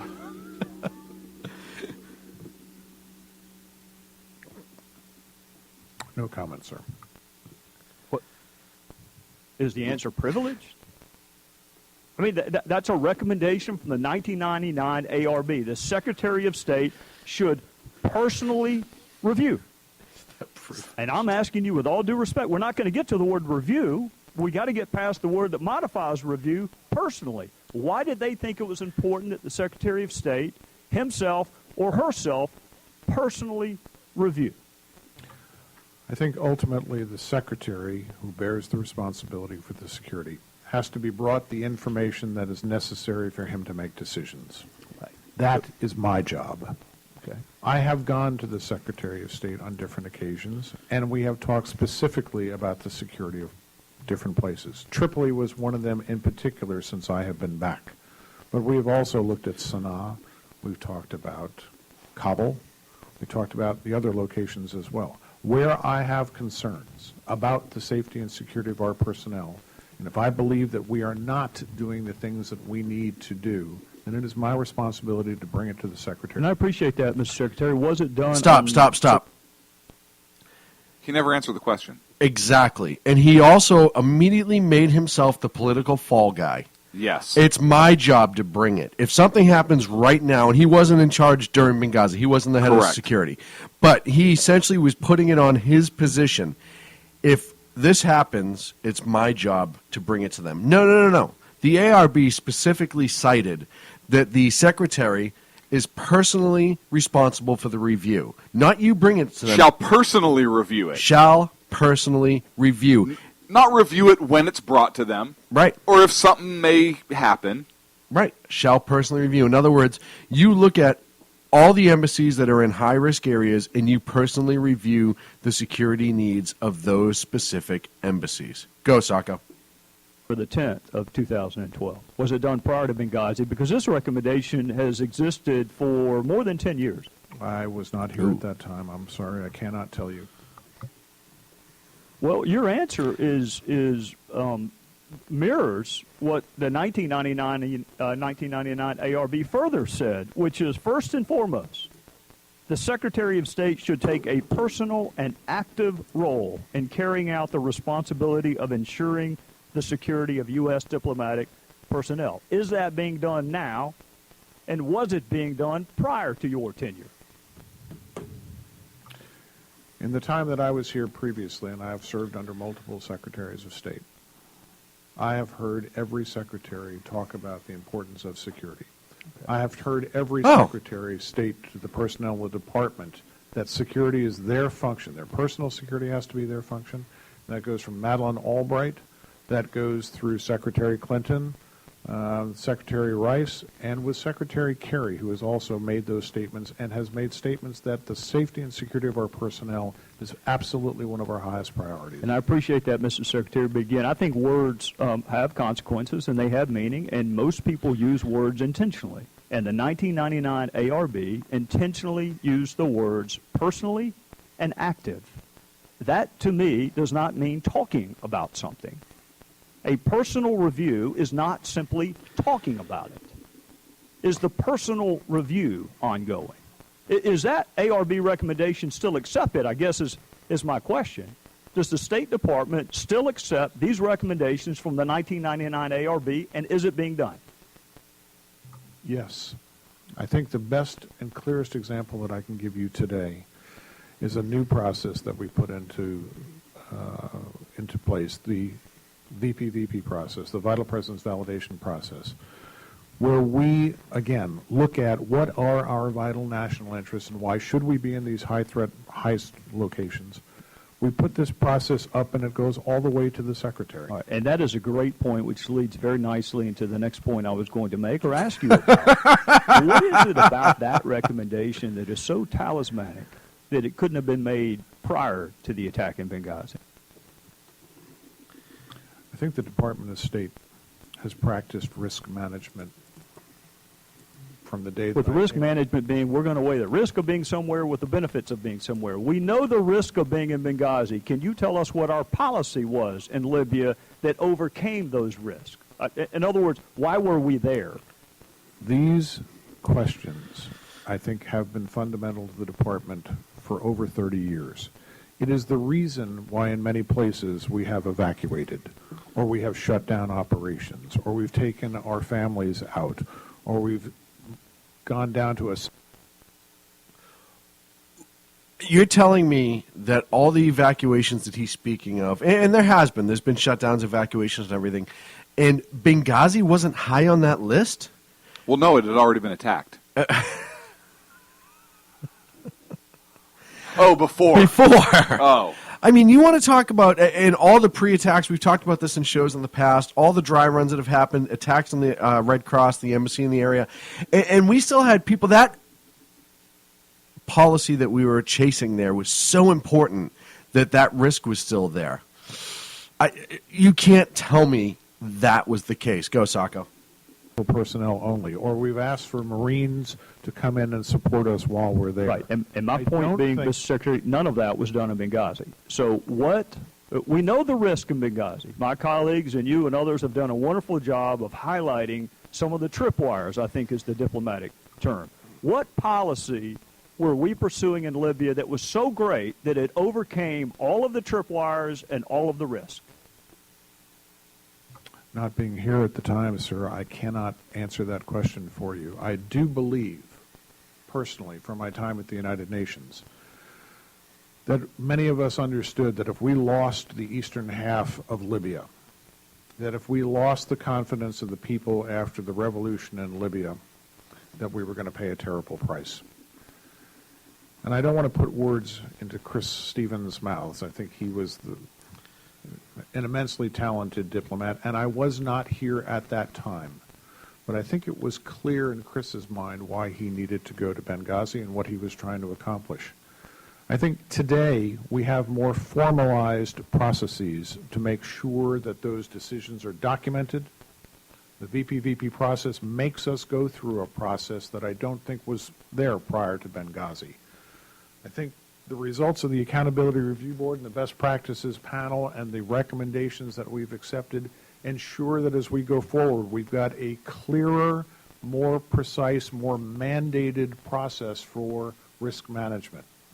But I would tell you, sir, that every single day for the years that I was with the Department of State, we were weighing the safety and security of our personnel versus what our national security priorities were. And I think that's a fundamental tenet that you will find that everybody in the department agrees with. Well, I appreciate you bringing the hearing towards its conclusion back to Chris Stevens and back to the other four who lost their lives. But Mr. Stevens was equally clear that he needed help. He was equally... Did that cut early? Okay. He was equally clear, and listen, folks, this guy is a typical government bureaucrat. He talked about weighing the importance of the mission versus the lives that were at risk. Eggs in the chat room nails it. There was no government to negotiate with. There was a start of a government. There was a president. There was a minimal government, but it wasn't a secure place. I mean, listen, you had militias that were the first responders, right, wrong, or indifferent, to Benghazi and the attacks because our CIA operators who were supposed to be there were held back. You had no formal response from the Libyan government to the location. There was no Libyan army regulars. There was no maybe their equivalent of operators or whatever. You also had the Libyan president, by the way, tell us less than 2 days later that it was an organized attack. So they knew of it. They just had nobody to send. And at the end of the day, all this guy tried to do was take deflection away from the people who are truly in charge, in my opinion, on that day. Which it's convenient that all of a sudden Hillary's starting to show up more and more in Iowa and places like that as she's starting her campaign. She's going to run. We all know she's going to run. That he is taking such a beating for her during this proceedings. And he wasn't there at the time. Right. Right? At the end of the day, he really can't take a beating for it. I mean, he can answer what the processes are now and perhaps what they've done or what they've tried to implement as a result of all this, but he can't really speak to what was done on that night. He wasn't there. So, and here's what I take out of this, and maybe if you have something different, but I take out of this whole line of questioning, the recommendations by the ARBs were not being followed. We had no clear reason as to why that embassy was open in Libya. The Secretary of State at the time failed to follow the ARB and did not ensure the security of the employees there in Libya. Correct. The requests, as we know, for extra security for the Marines, for their FAST team as well as their embassy security team, were ignored. Air support was ignored. On the day of the event. I'm talking prior. Because the FAST team was actually called for, if I'm not mistaken, a couple weeks prior to the attack. Right. Ambassador Stevens had information that an attack was pretty imminent. And as we said before, there was also the dry run attacks at their own wall as well as the British Embassy and the Red Cross. And still, at the end of the day, there's still no legitimate cause and he's essentially the number one guy, if you will, that's going to testify unless they get Hillary back in there. I think they need to get Hillary in there. But there's still no definitive reason as to what happened. And again, nobody has come out and said, we made the mistake. The Brits did get out prior to 9/11 in Benghazi. The Brits knew something was south, and we stayed. And we could say, it was our American willpower to stay and not fight through and not leave our friends. Whatever the reason, if you're going to stay, then you give them the support that is necessary for them to stay. Absolutely. And when they're calling for help, you don't tell 3 guys who are kitted up and ready to go, Don't to stand go. down. Yeah. Right? No, hold off. Stand down. And then when they do go, Not you don't give them what they not need. give them what they need or fail to provide air support or whatever it is. I heard them tell their stories the other night on Tom Sullivan, and just the bravery and their want to fix that problem that they were in that attack. And they're convinced that they could have, if they were allowed to go immediately and given the support, they would have been there right away and could have circumvented the deaths, possibly of everybody.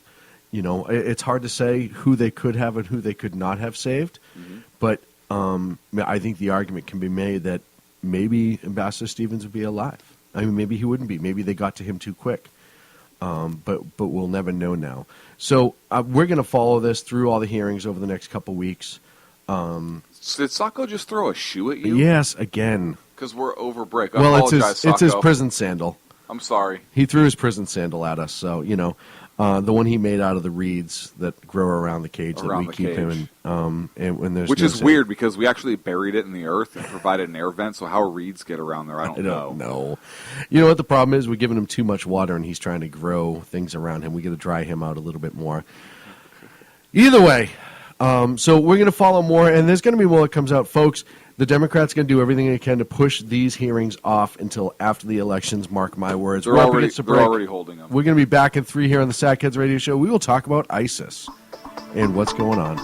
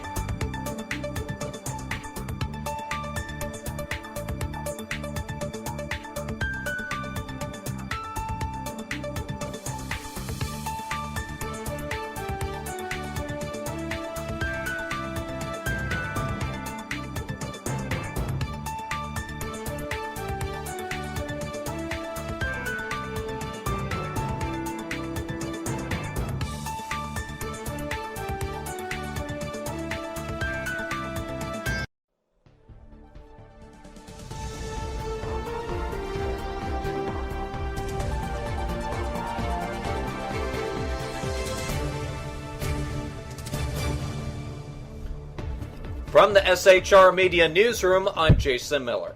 In less than an hour, people in Scotland will vote on whether the country should stay in the UK or become an independent nation.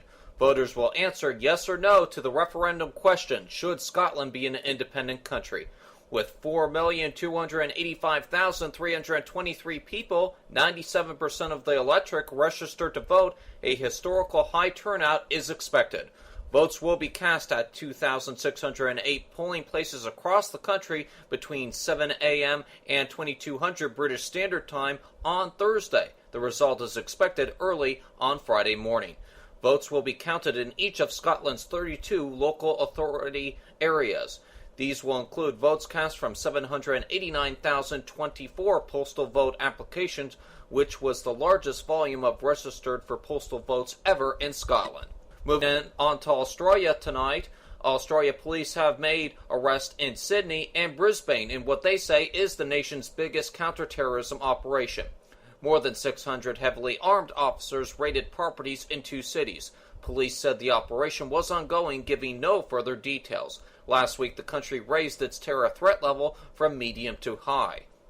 The move comes in response to growing concern over the domestic impact of militant conflicts in Iraq and Syria. Police said the raids were being carried out in the western parts of Sydney and Brisbane South. Officials declined to say how many people were arrested. Further updates are expected later on Thursday. Ukrainian's President Petro Poroshenko went to Canada on Wednesday, where he sought support for his country's bid to ally with NATO in a speech to their parliament. The pro-Western president's official visit comes one day after Ukraine took its first firm step out of Russia's orbit by ratifying a landmark political and economic partnership pact with the 28-nation EU bloc. The former Soviet country's future, however, remains uncertain in the wake of a 5-month separatist uprising that left a wedge of its Russian-speaking East enjoying almost complete autonomy under the terms of tenuous September 5th truce. Poroshenko will next travel to Washington, where he will press D.C. lawmakers for a U.S. security pledge. Moving on to U.S. news now, a U.S. Army soldier has been accused of smuggling 2 undocumented immigrants across the Texas-Mexico border while in uniform, according to a federal criminal complaint. Eric Alexander Rodriguez, 20, a private in the Army, was charged with a felony bringing in and harboring certain aliens on Friday in the United States District Court, Southern District of Texas, according to court records. Rodriguez is also accused of hiding 2 undocumented immigrants in his pickup truck on Thursday as he crossed into the United States at the Sarita, Texas checkpoint about 180 miles south of San Antonio. Rodriguez is being held in the Cameron County Jail. He faces up to 10 years in prison if convicted. He is based at Fort Hood, according to the Army. And finally, U.S. lawmakers voted Wednesday to extend funding for federal operations into December, likely preventing a repeat of last October's disastrous government shutdown.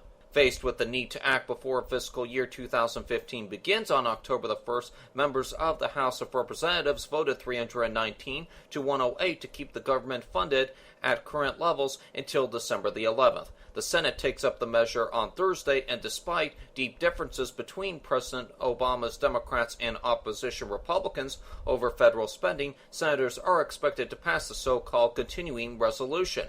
In addition to being a short-term funding fix, the continuing resolution also provides $88 million in funding to address the Ebola epidemic in West Africa, reauthorizes the Export-Import Bank, and crucially provides Obama's Pentagon with authorization to train and arm moderate Syrian rebels in order to battle Islamic State jihadists.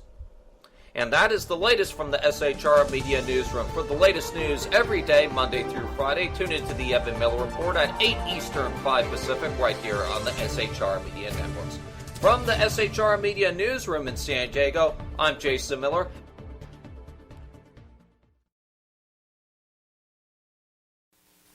And thank you, Jason, for the news brief. Absolutely check him out, 5 o'clock p.m. Pacific time here on the SHR Media Network. So, we're going to change direction. First of all, I feel better. The White House came out today and they said that there will be no combat role for U.S. troops. However, they could forward deploy. Right. They absolutely could with Iraqis, but they're not in a combat role. I mean, right, so they won't get shot at. Right. Or if they do get shot at, ensuring their safety, they wouldn't be able to fire back. Maybe. Does that what that means? So if they're not in a combat role, but they're in a combat situation, is he now essentially saying that they're going to have to sit there and just take rounds and deal with it? I'm just trying to figure it out. Yeah, I don't know. I think it means that you can forward deploy, right, but you can't shoot anything. Yeah. It's really, really hard to kind of figure out exactly what he's talking about. And it's really weird, too, when the head of the Joint Chiefs comes out yesterday and says, I won't rule out troops on the ground in my recommendations to the president, because if it gets to that point that we absolutely need to secure the safety of the country, then I will recommend that we put boots on the ground. Do you know what forward deployment... Forward deployment means that you are outside of the continental United States and you are there to rapidly deploy to a hotspot if you are called into action. That's forward deployment. So how can you have troops, Mr. President, who are not in a combat role yet be forward deployed? How can you have troops outside of the continental United States ready to react to a hotspot? Because that would be a combat role, would it not? No, yes, it would be absolutely. It sounds it's either double speak, because most people, I don't think, know what forward deployment means, or it's ignorance on his part. Ooh, I'm going to go with ignorance.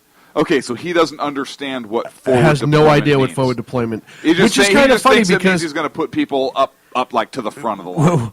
When you're right now, and today when he was making that speech, and he's talking about forward deployment, and he's talking about combat role and non-combat role, etc. He's at essentially the nerve center of our special operations around the world, and still has no clue what in the hell he's talking about. I think he does. I think he knows exactly what he means because this gives him wiggle room, right? People may not ask him, well, what does forward deployment mean?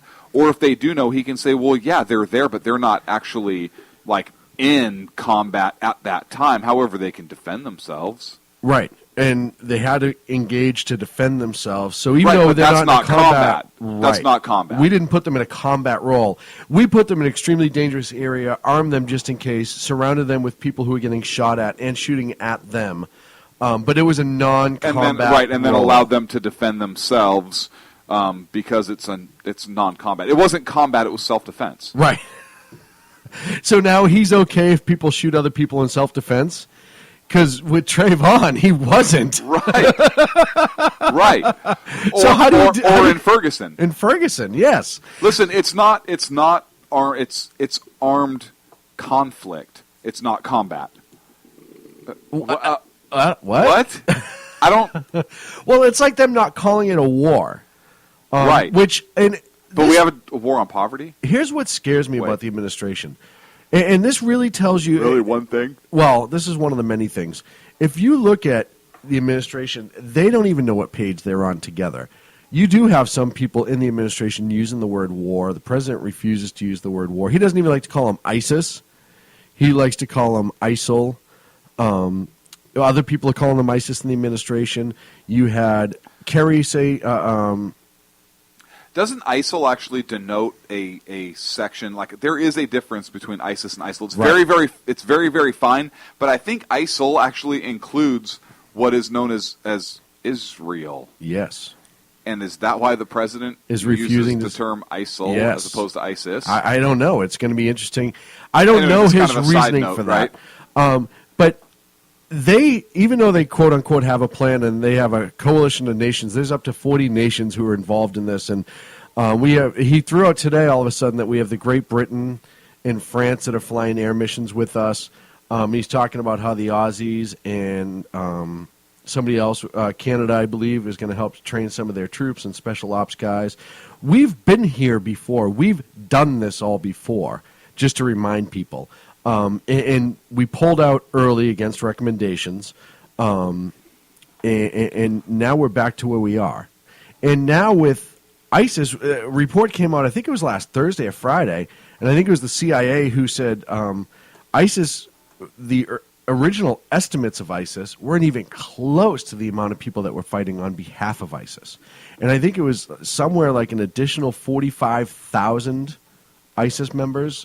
We just had somebody picked up in New York this week for recruiting an American citizen, right? For recruiting people to go in this fight. Yes, and this is in our homeland. Our homeland. This is in Baby Mama Land. Baby Mama Land. Right. I love that. Right.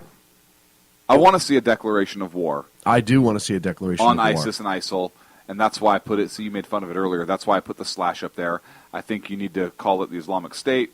ISIS, ISIL, all of it, declare war on the group.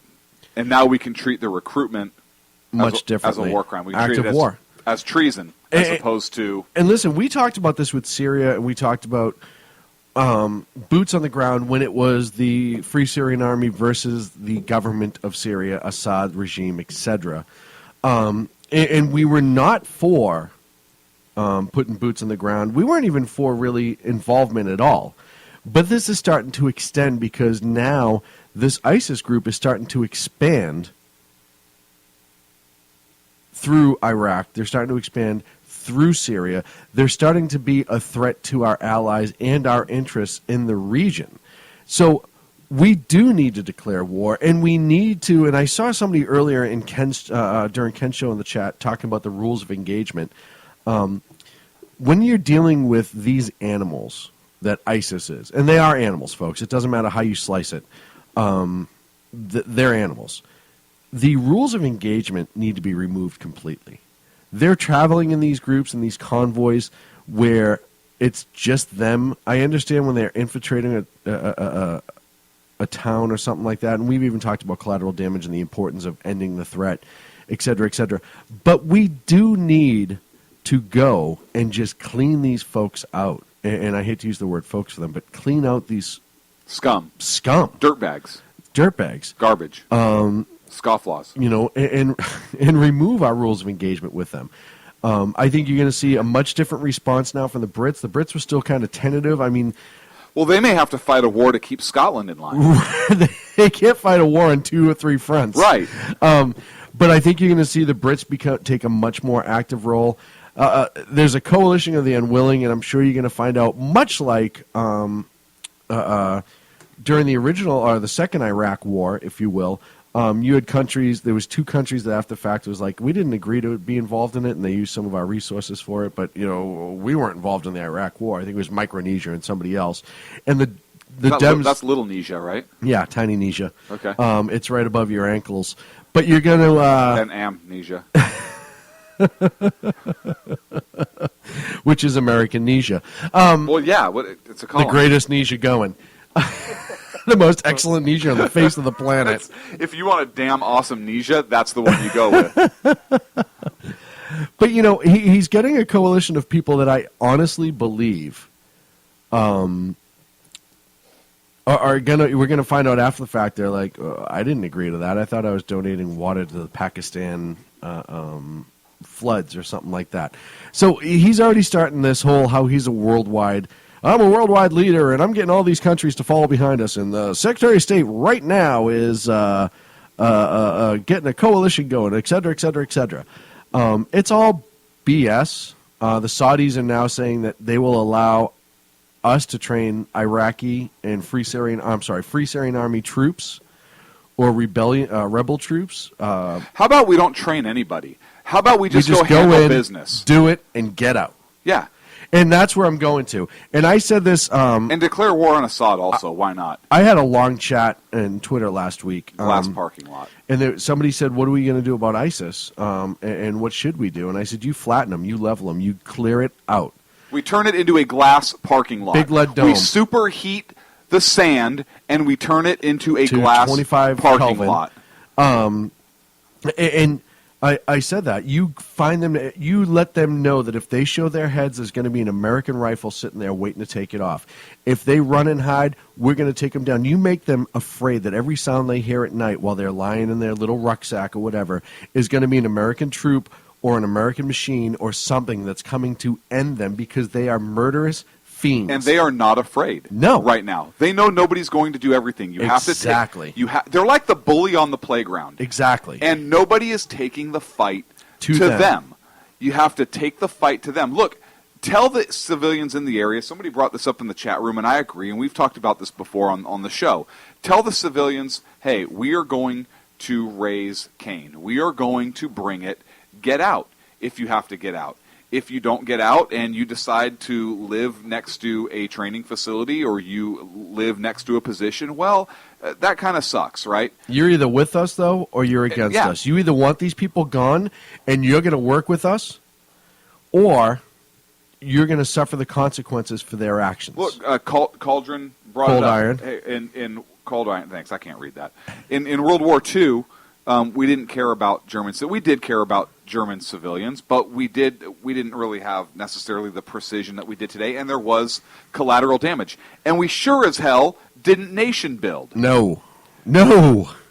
Right? No, we went in, did our job, and went home. in, do our job. Hey, you know what? It's your job to figure it out. You put those people in power. You let them run amok. Well, figure it out. You look at the difference between World War II and Korea. Once we started getting Korea, you started to have politicians who were playing generals.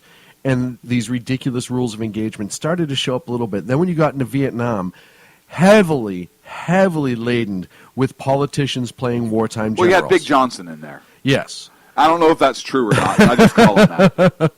But that's what happens. And look at, Korea, we didn't... Yeah, we have the armistice now, but we took a pretty big beating. Vietnam was a disaster because of the politicians. You don't send soldiers in to play politics and nation build. You send soldiers in to accomplish a mission. I do have to make a statement. I do like Cauldron instead of Cold Iron. All right, fine. You know why? Because Cauldron stirs shit up. Right. All right. Just like in a big cauldron. Just a big old cauldron. So Cold Iron, from now on, you is have cauldron. You have to make your chat roll cauldron. Or you'll just known to us as cauldron now because you stir it up. Egg, you do hit it, but we had the League of Nations in World War II and other things, the early United Nations. The other thing we start seeing after World War II is we start seeing a tying together of our economies. Yeah, right. Absolutely. So we have that economic tie to a lot of other nations as well. It's scary, and we start finding that limited war. Absolutely, but I really think that once you had politicians start talking about, I blame a lot of the hippies in Vietnam. I think we lost a lot of soldiers that wouldn't have been lost if they were allowed to just go in and go hard and then go home. And it was the politicians who were so worried about the image of the country and the image of this. You don't fight war for an image, you fight war for an objective. Yes. You fight war to win. If you were going to fight a war, you fight a war to win. Right. And if any country out there does not agree with us on what we would do going in to get ISIS, if they are not with us, they are against us. And that's how I feel about this. I wouldn't even think that necessarily, because you had some neutral country. If you're not with us, you're not with us, but don't get in our way. Well, let me rephrase that. But if you can't look at these people in ISIS and say they need to be wiped off the map, and we're going to do it as a nation, and if you're going to support us, great. But if you're not, do not say anything to us afterwards. You had the opportunity to be a part of this and have your say. Great, well, fine, and good. But you didn't. You chose to shut up and stay away. So you can't even – I don't want to hear the UN. I don't want to hear anyone come back on this topic and argue it. Yeah. So it's going to be interesting to see what the next couple weeks bring. But that's why I keep saying Congress should just declare war. And all the resources are right there. First of all, make what's happening legal. Yes. Right? Give the president a declaration of war. And make him sign it. Give it – well, you know what I mean. Force it. You force that issue and you make it war. I don't think he has to – does he have to sign it? I mean, Congress has the power to declare war, right? No, but so if they declare war and we are, in fact, at war with ISIS, ISIL, whatever, the Spice Girls, whatever you want to call them. The Spice Girls. The Backstreet Boys. Yeah. Whatever we're fighting in the Middle East right now. Whatever they are. The Dixie Chicks, whatever. I think it's ABBA. Are we up against ABBA? Are we up against ABBA? Alibaba or ABBA? I don't know. Queen. What are you doing right now? You even tossed your head to the side when you did that. But give them a declaration of war. Make it legal. Mm-hmm. And politically, what that also does, hey, Obama, you got us into a war. I didn't declare war. Well, no, but Congress declared war. No, but you asked Congress for the declaration. You needed the resources. No, I didn't ask for the declaration. I asked it for X, Y, and Z, which equals a declaration of war, Chief. Troops. Damn it. You're in charge. Have fun. Either way, I think it makes it legal. I think we should declare war on them. It should be a declared war, and we could take stricter action for knuckleheads like this individual out of New York that are trying to recruit for our enemy. Oh, no. Why are we not charging these people with treason? It would absolutely, if you have the declaration of war in place, it would absolutely help on the baby mama land prosecute these people and send them to a military tribunal. I don't want to... treason. Penalty's death. Military tribunal, the penalty could be death too. By Mpofu. By Snoo. Hey, where did the time go? The time did go. I have a quote here, and I want you to tell me who said it. It happened yesterday, and I want you to guess the person that said this. Speaking to a large group regarding the Iraqi service members who were harmed by lenders. Are you ready? People would come to him, he's talking about his son, and talk to him about what's happening to them at home in terms of foreclosures, in terms of bad loans that were being... I mean, these Shylocks who took advantage of these women... That's got to be Biden. That's got to be Biden. Who else references Shakespeare and says Shylocks, referring to Jewish people? The Vice President of the United States, ladies and gentlemen, used a slur for Jewish people while speaking to a room full of... There was a lot of Jewish people in there. I was going to say Palestinians, but okay, I would have got that wrong. Folks... Heartbeat away. I just like to remind everyone he is a heartbeat away. God forbid. No, God bless him. Jumpin' Joe really just threw out the word Shylock. You know what? I could, and seeing this in the chat room made me think of this. Agador said Jews. I picture, when I saw that in the chat room when Ag said Jews, because he knew the reference, I picture, do you remember Ogre in Revenge of the Nerds when he was just like, nerd! Yeah! I can picture Biden, like, just hammered. Right? And like, Jews! Like the same kind of thing. Jews! I think in Joe's defense, I think in his head he meant shyster. I think that's really what he Either way! But still! The fact that the word Shylock is on the tip of his tongue and slides out, come on. This is the same guy, need I remind you, who a couple years ago said, have you ever been to a 7-Eleven and not seen it run by an Indian? I mean, he's the vice president, folks. The number 2 guy. Remember all the crap Cheney took when he accidentally shot his buddy in the face? That was a single mistake. Right? A harmless one. It was a joke. Harmless. It was a joke. But it was a simple move of a finger. Okay? Joe has repeatedly made statements like this. And remember, they're going to put you back in chains. Remember that statement from the election? I mean, it goes and goes and goes. He is the vice. I remember Quail misspelling potato. Hang on a second. And the whole world's going insane. On. To be fair, when Joe Biden said they're going to put you back in chains, correct me if I'm wrong, because this is unconfirmed and I don't know, but I think he was speaking at an S&M convention. But I'm not sure. That's what they want. In which case they want that. So what's the big deal? I think in his mind he was talking to that motorcycle chick Wait, he was hustling up against. Wasn't Joe Biden in the movie Dodgeball? Wasn't he Pops? Right, he was Pops. See, S&M, back in chains. He was also Blue from Old School. I want to see, I think right now, you need to put Joe on a plane and send him right to Israel. Let's just see the response. I bet you he gets off the plane and Bibi Netanyahu just walks up and socks him in the jar and walks away. How do you do that? He wouldn't, because even Bibi knows it's Joe. Oh, I know. Right? Bibi would slap him on the back. But that's almost the problem is, and we do it on this show, we give him so many passes for comedy. No. We don't give him a pass, but he gives us good material. Right. But I am going to be so sad if he goes away. I just think we just keep telling him he's vice president and letting him just keep speak. I just think that's the easiest way to go. But can you imagine if he was a conservative? And I brought up the quail and potato joke. But yes. If he was a conservative who's made any of these statements, people would lose their mind. Out of control. Oh, he's a racist. He can't stand Jews. He threw out the word Shylock. He's a raging lunatic. Now, look at, he's threatening that we're going to lock all the black people back up, putting them back in chains. He's a conservative. He's just hate-mongering, blah, blah, blah, blah, blah. But it's Joe. Oh, that's just Joe. You know Joe. He's just kind of silly sometimes. No, he's the vice president. I don't mind if he's funny. He is funny. He is funny. But at the end of the day, and not funny, like, I thought Al Gore was funny, but for totally different reasons. Right. At the end of the day, I want Joe to sit in this studio and have a beer with us. Oh, that would be so great. And just talk cars with him. Just talk about non-politics. Don't even let him know like we're a political show whatsoever. Right. Just let him know, hey, you know what, Joe, this is just for us. Really? We're just having a conversation. Right. Just to see what he would say. Actually, I want to talk girls with him. Well, I think and we only have a minute to go. That's the best way to start it. Just turn around and have every screensaver in here, like some hot chick in a bikini, and put it in a way you know he's going to see it, and wait for him to attack. Oh, yeah. Watch him comment. Just watch him go on it. Hey, guys, I really appreciate Pabst. I like a Pabst Blue. Wow! Look at the lung protectors on that one.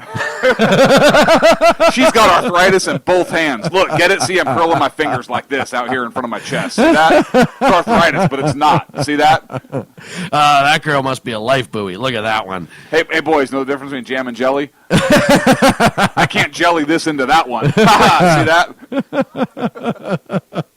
Oh, yeah. Did I mention I was vice president? You know, let's go get in my limo and pick up bitches. You just never know what's going to come out of Joe's mouth. And he always gets the Hey, we're the hookers. Hey, prostitute. Yeah, I'm a big fucking deal. Hey, now you have the health care. You should be good. Oh, Sacco's closing the door on us. End of the night. Folks, thank you so much for joining us this week. We greatly appreciate it. We will be back next Wednesday night at 8 p.m. Pacific here on this SHR Media Network. Make sure you check out all of our great friends, the Exceptional One himself, the Evan Miller Report. I think Rooster's going to start showing up here again soon, so watch out for that. And I've missed his crow. I missed the crow. I do. And I have it all geared up. Rooster, your sound bite's ready to go. Are we going to make an announcement next week? I'm hoping next week we're going to have a pretty big announcement. Huge. That's a joke, son. But don't tease me, Sacco. That's not nice, Sacco. Sacco, don't ever tease you me. You can't do that. My friend. Next week's going to be big. Happy Thank Constitution you. Day. Happy Maybe. Constitution Next Day. week may be big. It may not be. We're going to be here. It's going to be big. It's going to be huge. Sacco, happy Constitution Day. Happy Constitution Day, Sacco. Thank you so much. We will talk to you folks next week. Stay safe. The best late-night conservative talk show in America, Sackheads Radio. And listen, there are no people better on the air to give you the best in conservative talk than Sackhead Sean and Sackhead Clint. And we're working on immigration papers for a certain other guy who happens to work here, too. For those who are tuning in around the world to the best late-night conservative talk, Sackheads Radio. Sack News. Sack News. Radio. Sack News. Sack News. Radio.